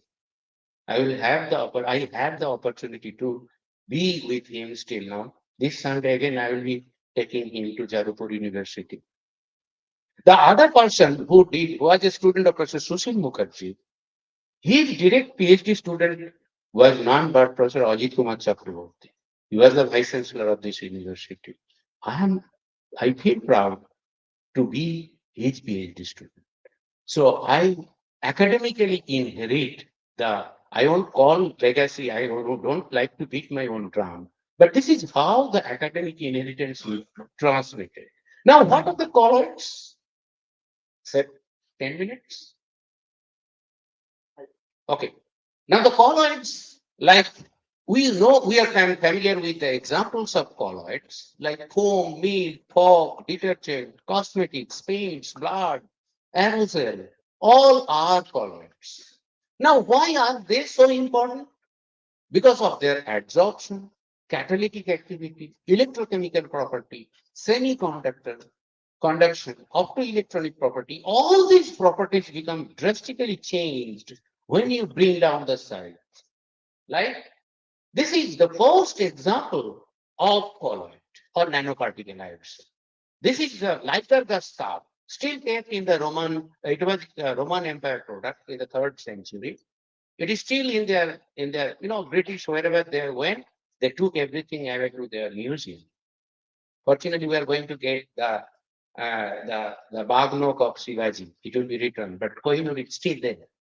This Lycurgus stuff, it has a beauty. It is a dichroic glass. If you go through the transmitted light, it will appear red, but the reflected light is green. It was prepared in the 3rd century. So it is a Roman nanotechnology. Nano was not there, the term was not there. So what is there? It is basically later on it was found that it is comprised of silica, where finely divided metal of silver and gold are there. Silver and gold, they exhibit different color. So two colors are there due to the two different materials find it is first. And then the Maya civilization, the Maya blue. It is also one of the wonders. How it is made? The indigo used to be brought to the Mesoamerican country, and silica and some other clays were made. They still exist. Now, why are they so important? Because of the reduction of the size, surface to volume ratio increases. It is a non-spontaneous process and it requires positive work. That's why colloids are not thermodynamically stable. Now, if you take two different droplets, the rate of evaporation of big drop would be smaller than the higher, smaller. So tiny droplets are evaporate faster. The same is true for the rate of resolution. If you take a big crystal, it will grow bigger at the expense of the smaller crystal. Now, what another property is the size dependent electrode potential. If you take silver, if you bring down the size, you will find that the electrode potential changes, magnitude decreases. And if you take, say, if you consider the electrode potential, sorry, ionization potential, it is also a size dependent property. Normally, we know current and applied voltage, they follow a linear relationship, but it follows a staircase like behavior. The colors are different. You can have a variety of colors from the same material if you vary the size. Now, if it is so easy, then how can you prepare? Just you reduce the size by any mean. You synthesize the product, let it grow, and you stop the growth process after a critical size is reached. And it can be done by borohydride reduction, cyclone reduction. But the major problem is that it undergoes a growth called Osborne rapidity. So what would be your role? Your role would be to stop the growth processes using surfactant, micelle, reverse micelle, or polymer surfactant gel. And like if I take silver nitrate, the same test tube chemistry, whatever you have done in your high school, you take silver nitrate in one water pool of the water in oil microemulsion, you add sodium borohydride, there will be exchange and silver nanoparticle will be formed. So with that, we took the help of preparing one of my students. She is a student, she was a student of this university. She got the Inspire Fellowship. And she did a very simple thing. She took a cationic surfactant, cetyl trimethyl ammonia bromide or hexamethyl trimethyl ammonia bromide, and added silver nitrate. What happened? Silver bromide was formed, but that silver nitrate was that silver bromide was stabilized by the surfactant. So it was a single port synthesis. And once you synthesize them, then you can characterize. This is the schematic diagram. So this is the seeing each believing, unless you see that your particles are formed, so you cannot tell that with certain morphology or size, you cannot say your particles are really nanoparticles. Then we also carried out the experiment to go for their enthalpy of formation, which is not otherwise possible. We also measured, we found some application of silver bromide. We took silver bromide nanoparticle and found that they can degrade some dye molecules. They can act as catalyst. They also have antibacterial properties. And to end up, I commenced my journey on nanoparticle back in 1997 with none but Professor S.P. Maulik. And then it was the first paper in 1999 that came out in Langmuir. Then we worked on the synthesis and characterization of tungstic acid. The logic is very simple. You do any test tube chemistry that you do in your laboratory. Let the product be formed, let the product grow, and you arrest the growth process. So we prepared tungstic acid, then we prepared lead chromate, then in North Bengal, one of my students, he prepared zinc chromate. Then the girl about whom I spoke, we prepared silver bromide. It came out in Lando. In the same principle, we prepared several silver fluoride using a variety of surfactants. Now, after 2012, we moved to another kind of nanoparticles. These are called solid lipid nanoparticles, where we are using the nanostructured lipid carriers or solid lipid nanoparticles as drug site-specific drug delivery systems. I am very fortunate to have the collaborators from this institute like Professor Arundanath, Professor Utpal there. He's a synthetic organic chemist. He prepared some drug molecules. He provided to us, and we studied their anti-cancer activity. So to end up the story, I would say science-dependent terminology. Like you all know, dispersion or suspension, they are greater than 200 nanometer. Then mini emulsion, micro emulsion, micelle, all of them are called colloids. But nanoparticles are not dimensionally different from colloids. We have given a fancy name, nano. So what is the take-home message? The take-home message is, you all know the famous story of Beauty and the Beast. Beauty and the Beast, they say small is beautiful, but Professor Minan Pal has nicely proved it, smaller is useful. However, the preparation is really tricky. With this, I thank you again, once again, to giving me the opportunity for your homework. Thank you very much. Thank you, Professor Panda, for your nice presentation and giving the background of Indian science as well as fundamental of colors and nanoparticles. So session is now open. If from student side or somebody else has some comments or questions.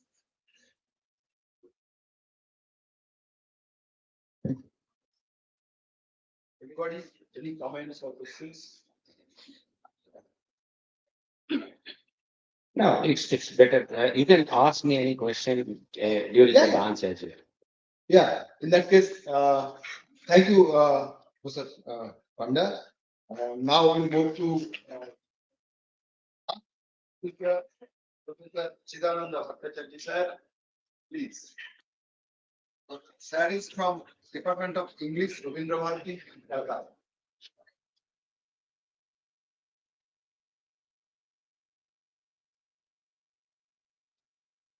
নমস্কার।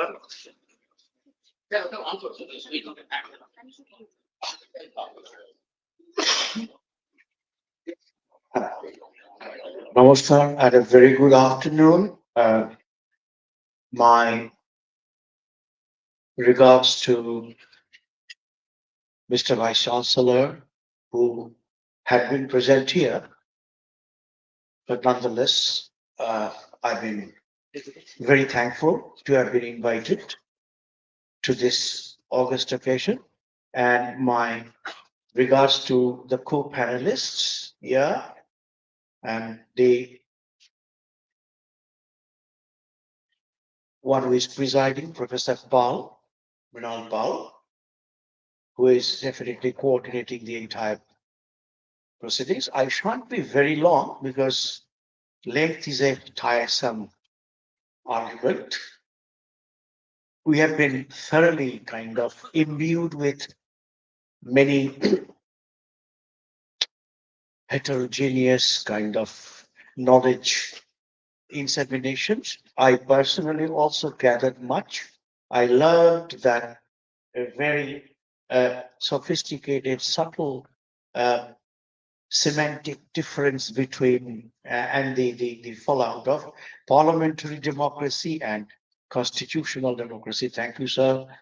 Our Justice, uh, Honorable Justice, sir, was so very enlightening. And then that famous professor of geography also told us how uh, the upper echelons of society and the masses at the bottom, how this is the kind of mixed baggage of the Indian socio-political, cultural, historical reality.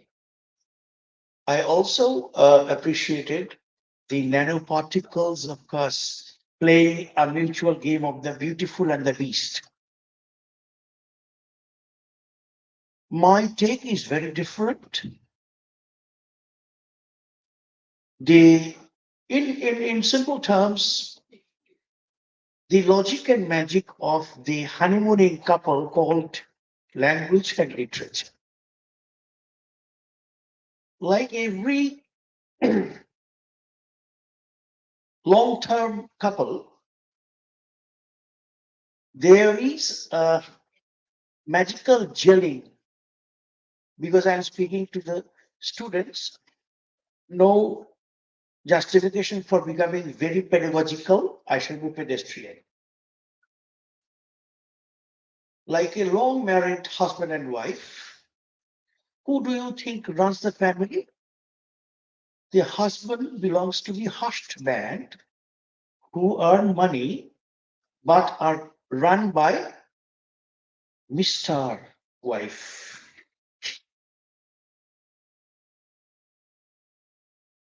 Language is like Lord Shiva, lying down calm. And who is dancing maniacally like Kali? Literature. That is very important. Unless literature were, we wouldn't be. Language is there for the dolphins, they whistle. Language is there, 42 words even, they utter. The bonobos, the most advanced ape species among the chimps. But that language could really become a fanfare of words and bloom into a circus of a constellation of so many semantic riddles, whereby we could say that language can conceal more than reveal. I'm going impromptu, where Vivekananda addresses his American sisters and brothers. Sister and brother, do not stay put to within the gutters of mere language.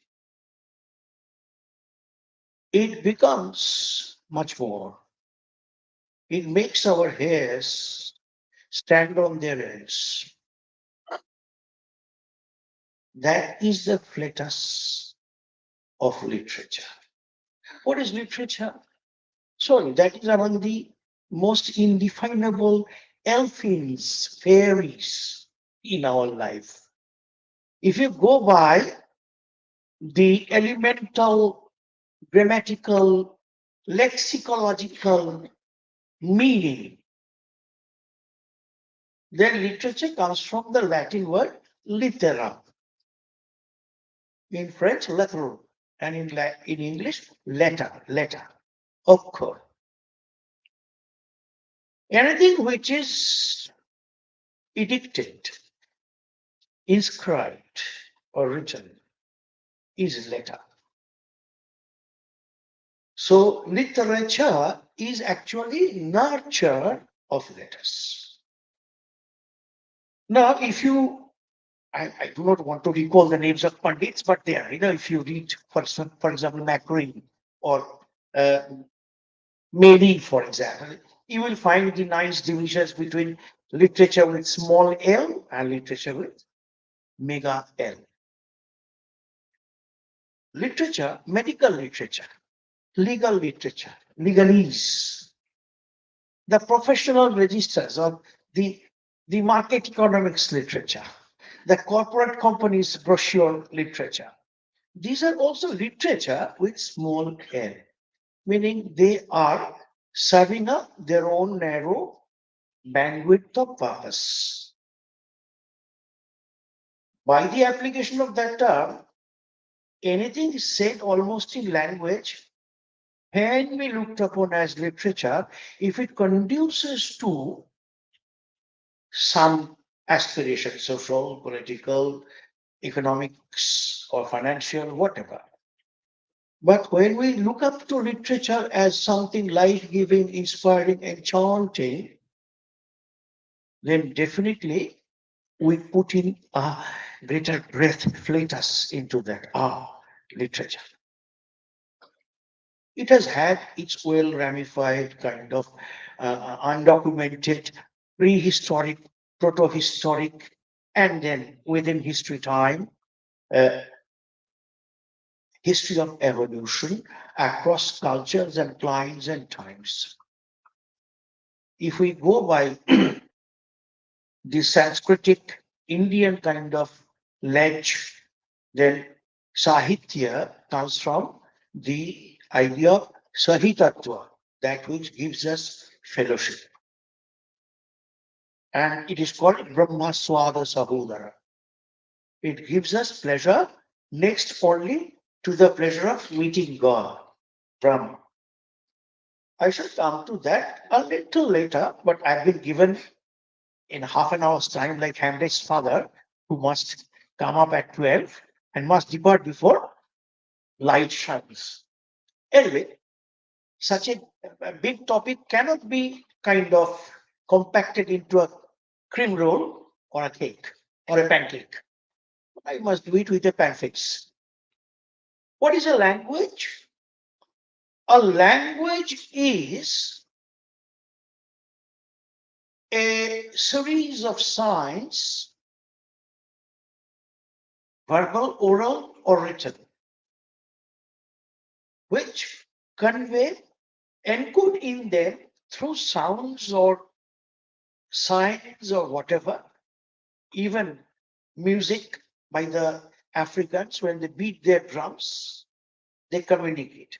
So language is a mode of communication, system of communication at its most naive. But as we culturally co-share our perception of language, language is a verbal means of communication first. And close on the heels of that came in our next step in civilization, writing. By literature, we already refer to this upped and forwarded kind of civilization and push where literature is already available in terms of written documents. But the origins of literature is concurrent and co-natal with language. almost, because language is referential, it gives you information. It's a kind of ever continuing assertive sentence. It happens like this is that, that is not like this. These are all referential. It gives you information. But how you couch, mold, shine up, beautify your message belongs to the parlor of literature. For example, mother loves the child is a referential statement, almost very faint transaction of emotion. But I love you. You see, my mother loves me. You say with a kind of helpless resignation. Okay, unless she loves me, she wouldn't be a mother. It's the universal. Oh, you love me. You see, that's how emotion produces commotion. And that commotion is literature. Literature is all that I wished to be. Literature is all that men ignored in me. Literature is of what worth I was unto God. God is heart. So the head gives you language, the heart gives you literature. And head is science, heart is art. That's the basic dialectical difference, dialectical art of reasoning. Language has two corridors. One is the mental system, which can't be seen, invisible. It has its own package.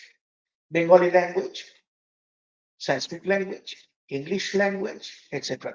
I am not coming into that thorny issue of is it a language, is Bengali a language or languages? That's a separate question. That will be very important.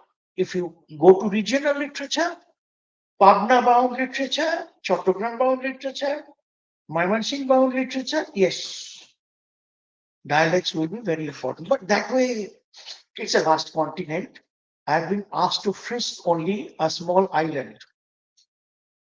In Bangladesh, they call it Tapu. Lang is the abstract indwelling stuff within us.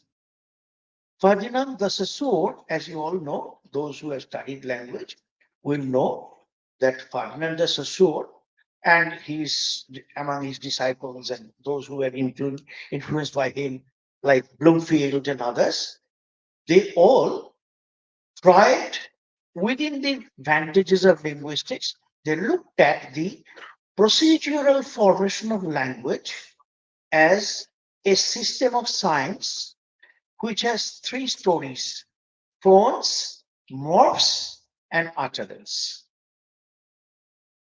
Phones, dhvani, individual, meaningless, dhvani, like bricks for building a house. And then morph are words, protoy, infixes, suffixes, prefixes, etc., which are building blocks. Like you want to build a flyover, you bring in prefabricated kind of things and you place them. These are words or word equivalent things. In linguistics, they are called morphs. Because word is a bygone word, which is very insensitive. Uh, they do not account for li, ish, eyes, economize. So naturally, in modern days, language study has gone hand in hand with the traditional grammar bound, philology bound, study of word bound approach to a modern, scientific, wholesome, comprehensive attitude of looking at language. Now, how does literature come in there? Linguistics does appropriate literature. Unlike the old grammarian school's aspirations. In old grammar, you go for individual units of sounds, words, declensions and conjugations, karok, vibhakti, etc. And then formation of bakko and etc. sentences. In linguistics, we go beyond that. Thanks to Chomsky and others, you will know that we inspect into the very logic of formation of sentences, like the nanoparticles, which are very much in the world of invisible, and they almost defy the laws of the Newtonian and Einsteinian things, gravity, etc. In linguistics, also, the suprasegmentality is very much important. It has to be explained. For example, I love you. If you grammatically go about it, you don't get at the meaning. This is the music. Structuralist approach will not give you the meaning. You have to post structure. This is called semiotics. In linguistics, beyond the three, in descriptive linguistics, structural linguistics, exactly, the phonology, morphology, and utterance, syntax, you have to get syntagmatic. You have to get into the world of problematization. How does it create meaning? That is semiotics. Semiotics is a philosophical occupation. It tries to account for the what should I say, the conveyance of meaning through the syntactic flexing of the muscles. Now, here, literature is helped by suprasegmentals, I said, thanks to going back to the ancient classical critics. You don't get it in Plato, you don't get it in Aristotle. They refer to literature as imitation of life. Ah, you have to go to Longinus and Quintilian. That's the Romantic school of criticism, literature interpretation. In hermeneutical terms, hermeneutical critical interpretation.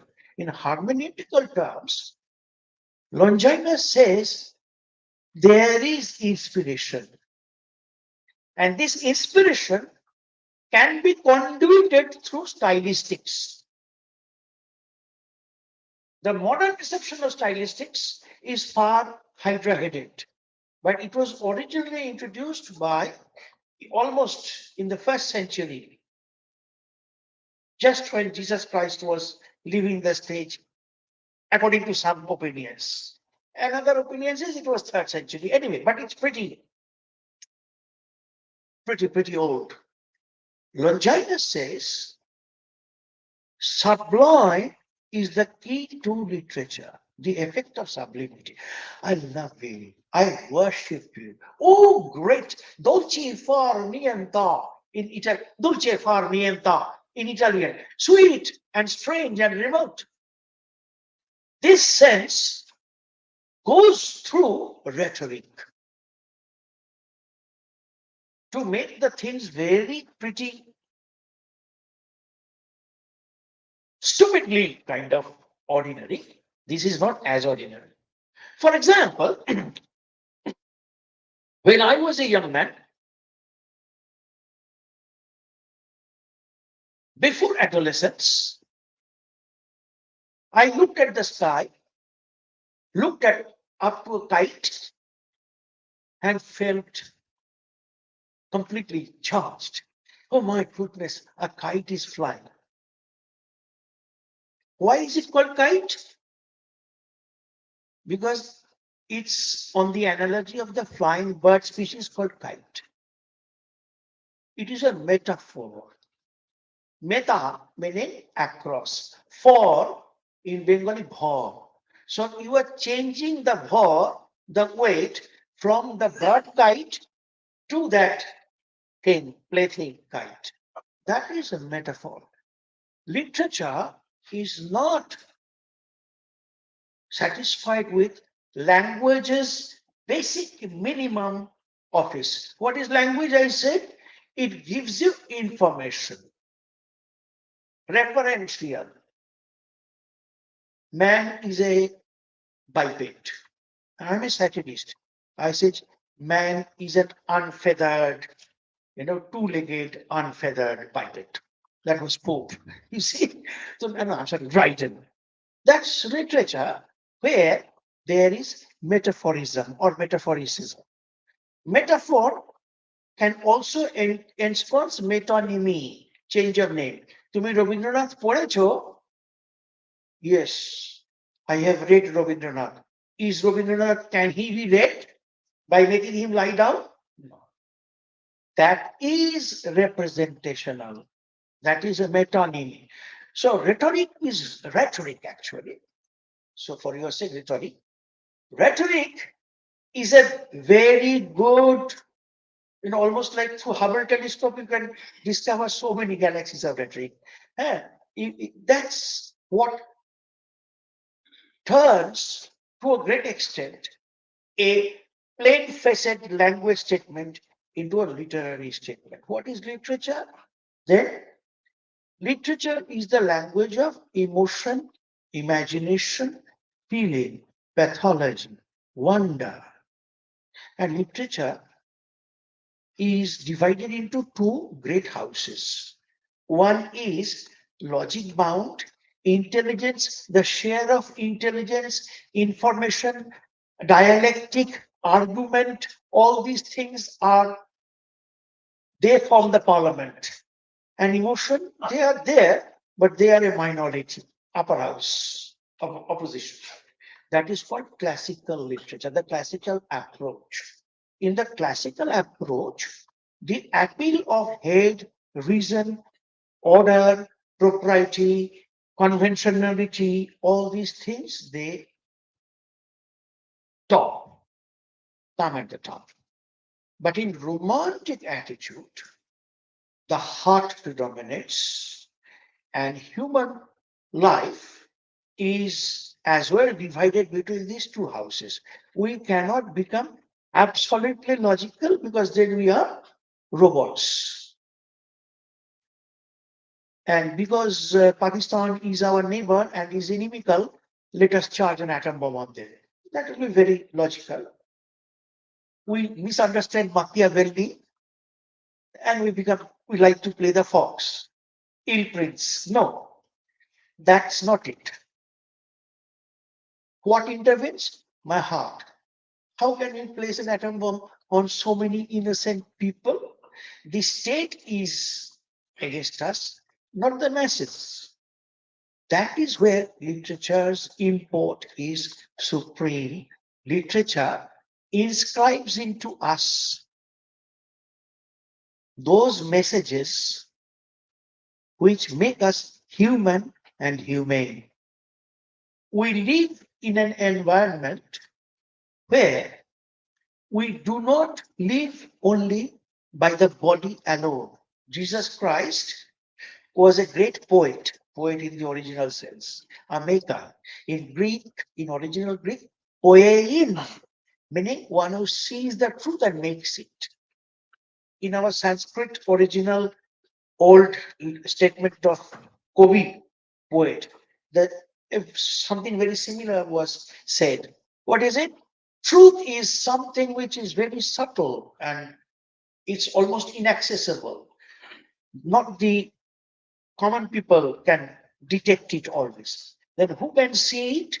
Those who have been emboldened by superior powers of insight, introspection, and sensibility. A very, very subtle sensibility.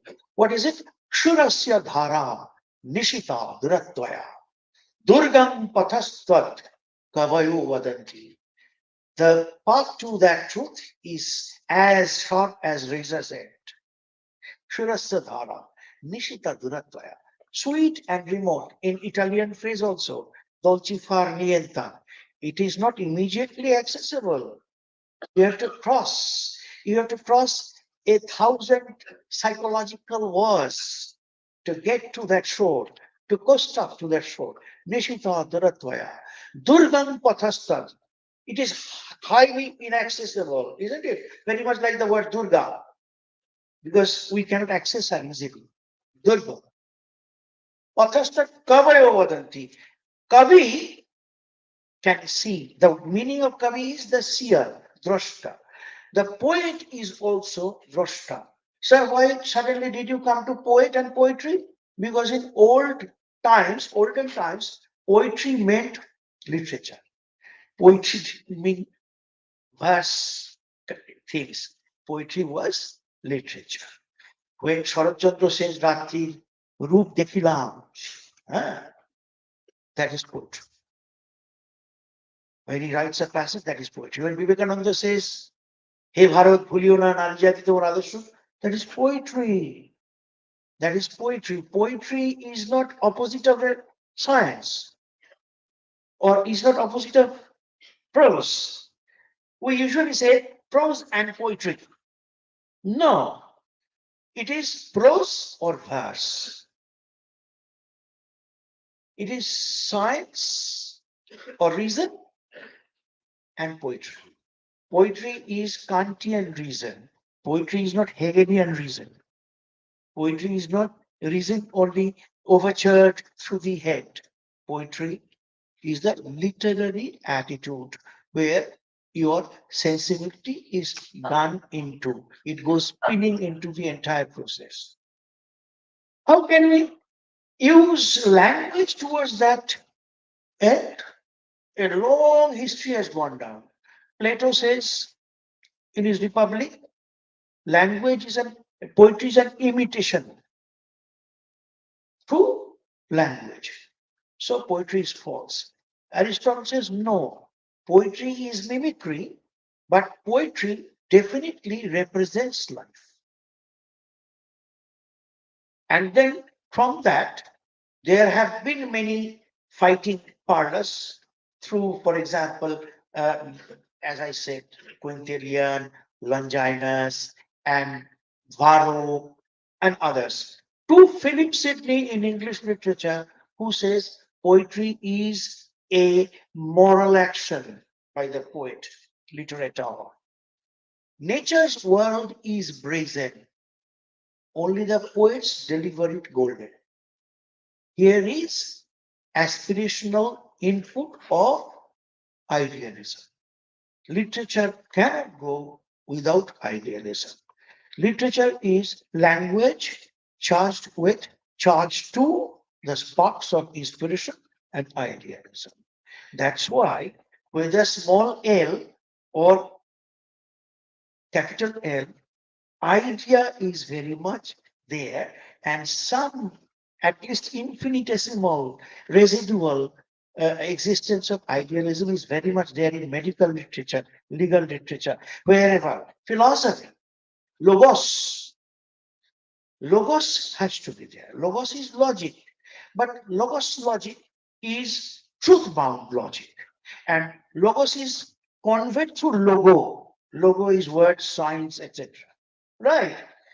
Now, into our modern era, we found these classical and romantic poets were and literature writers were knocking their heads against each other. Sir, is literature always very serious, very moralizing?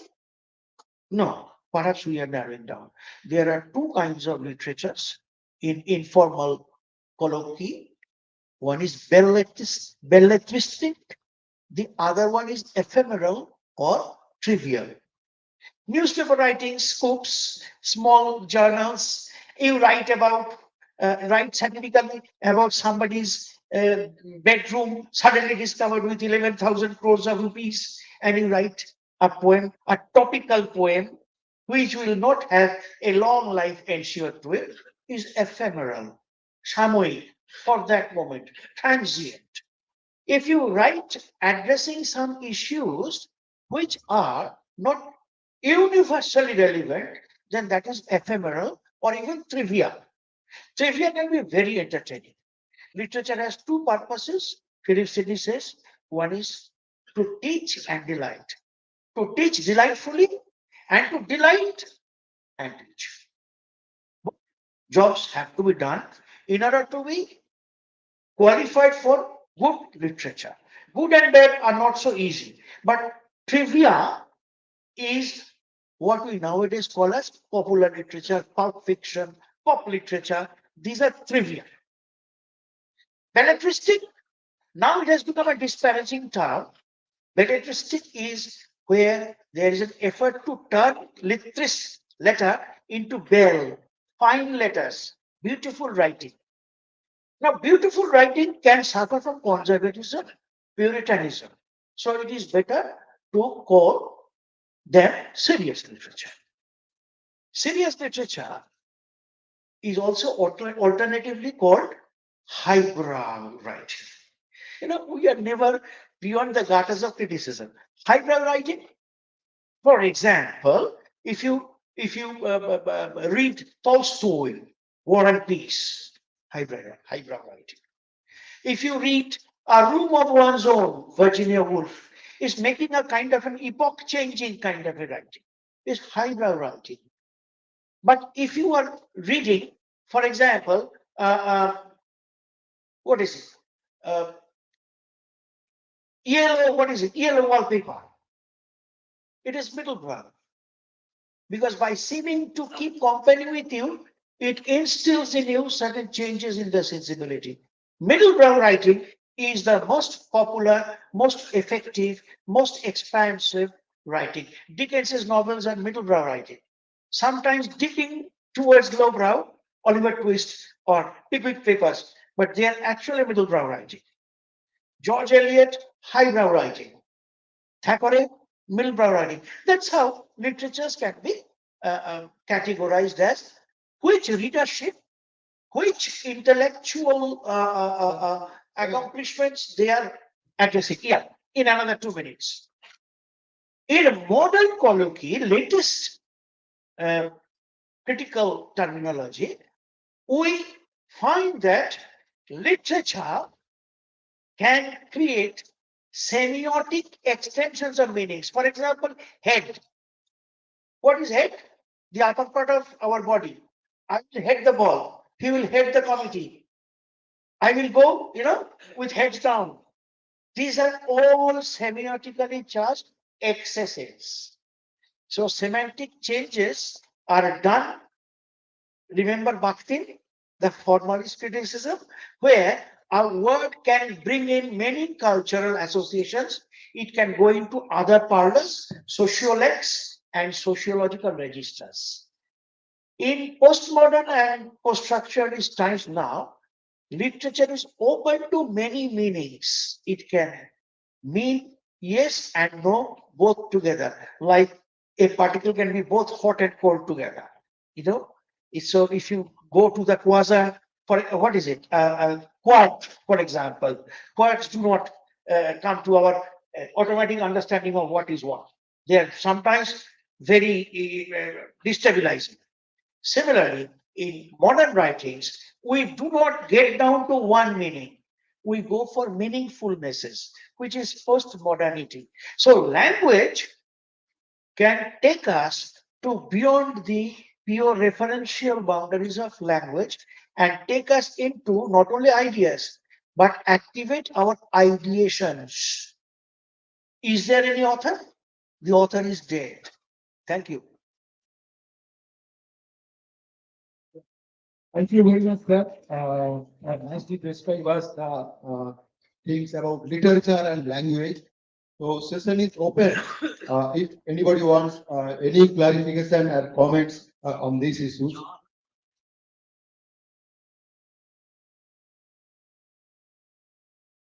Yeah, anybody?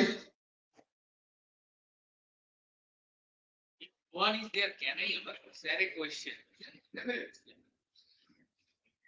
Sir, I am telling it for the sake of the students in Bengali and English as well. Kallol উত্তর যুগের বা angry জেনারেশনের পরে আবার শুনছি মানে আধুনিক কবিদের মুখে গদ্য এবং পদ্যের ব্যবধানটা আবার কমে যাচ্ছে।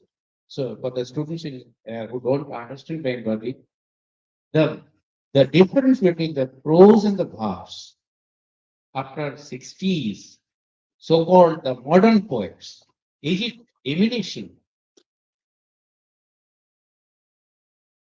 The poor pathetic reality is that when Renaissance came to Europe, it was 1350.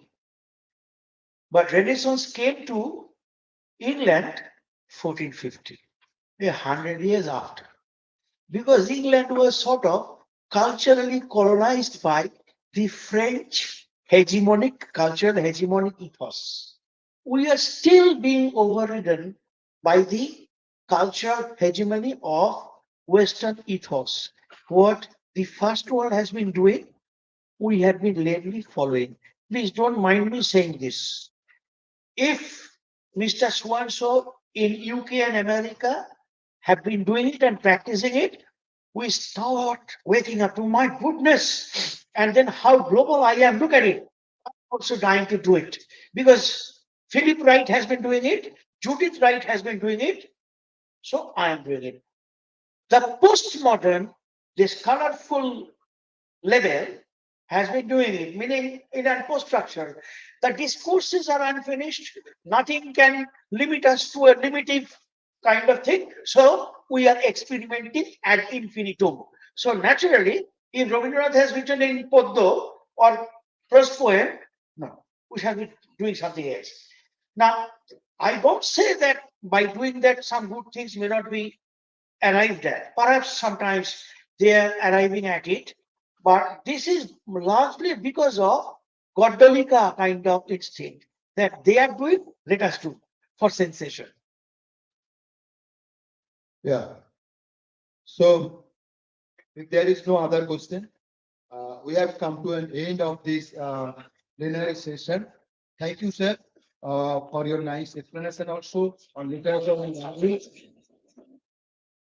So, in this session, we had four speakers of different field, and I am sure all of you agree with me that this was a really power-packed plenary session. We have really learned a lot of it and lot of information we have gathered. So, thank you all four speakers from the core of my heart. Thank you very much. What like manager?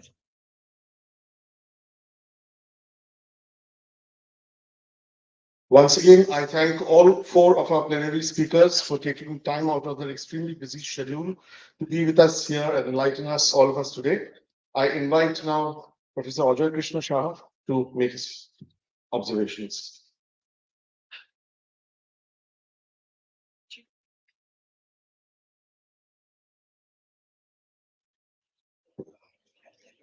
Good afternoon. Have a long, elaborative plenary session. This is the day 3 and plenary session 2 we have completed. I convey my heartfelt thanks to Chair Professor Mridal Pal, who has conducted the session in a very befitting time-bound manner. I thank him for his administrative capability to control any time-bound program. Thank you, Professor Pal. And from the Research and Development Cell of Tripura University, and for which purpose it has been constituted by the UGC. As per the mandate of NAP, we are going to convene such type of conferences. We are lucky enough. We got so many eminent panelists in our program. And today's program is enriched starting from the Indian Constitution legislature and pros and cons of parliamentary system, with the judiciary system. It was a very short spell of time and lecture given by my one of the best friend in my college life, Justice Subhashish Talapati. When I got him in Agartala, I spoke to him and I requested him as a friend of old ages to please keep some time for our students, our scholars, our fraternity. He agreed. I'm thankful to you, my friend. And second, Professor Lakshmi Narayan Satpathy, he has echoed my sense of knowledge regarding the, how it can be implemented, how it can be coherently fixed up with the gaps. What is the postulates and what is the ground reality? In a very short span, he has explained and long way to go to make it an befitting outcome position.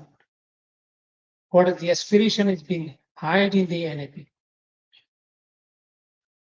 And these are the views is to be addressed during the implementation of NAP. I heard so many lectures before implementing NAP in our states. And ultimately, we have compromised in a very simpler way to make it implemented. The ground reality is that we are not touching the each and every flavor of the NAP. We have to compromise with this our ground reality. We are trying to attain it in finest form in near future. Thank you, Professor Lakshmi Narayan Sapruti, for your enlightening lecture. Professor Amir Kumar Panda, he is a vibrant alumni of this university. We feel proud of him and he really started with the history, but he's confined with the actual academics of his experience. And lastly, Professor Chidananda Bhattacharya. I heard his name in long back, but I feel proud to see him in this task. I'm not a man of literature, but literature is lying with our heart. It is a mode of expression of our beauty of science, commerce, management, everything is with literature. And he explained this very beautiful. And I convey my heartfelt thanks to Professor Chidananda Bhattacharya. And one event is lying untouched. You, Professor Bhattacharya, your student, Dr. Shop, that is our Partho Saruthi, Dr. Partho Saruthi is your signature, your ambassador. I feel it is very befitting enough if he felicitate you by giving our names. Your student, your mirror will felicitate you. This is a proud platform.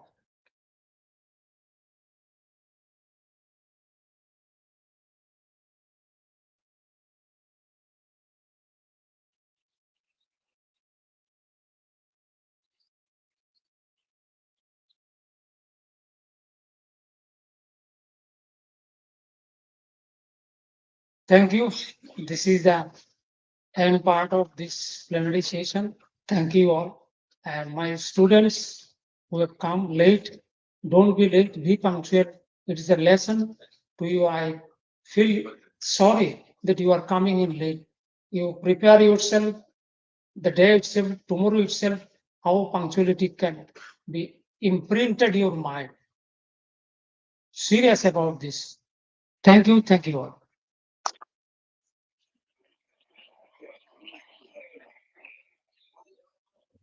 Once again, thank you, everybody. I now request all our guests, registered participants, and student volunteers to proceed towards the new guest house for lunch. Also, a very important announcement, we all meet here in this auditorium for the valedictory ceremony at 3:30 p.m. Once again, let me repeat, at 3:30 p.m., we meet here for the valedictory ceremony. All of you are specially invited to attend this. Thank you.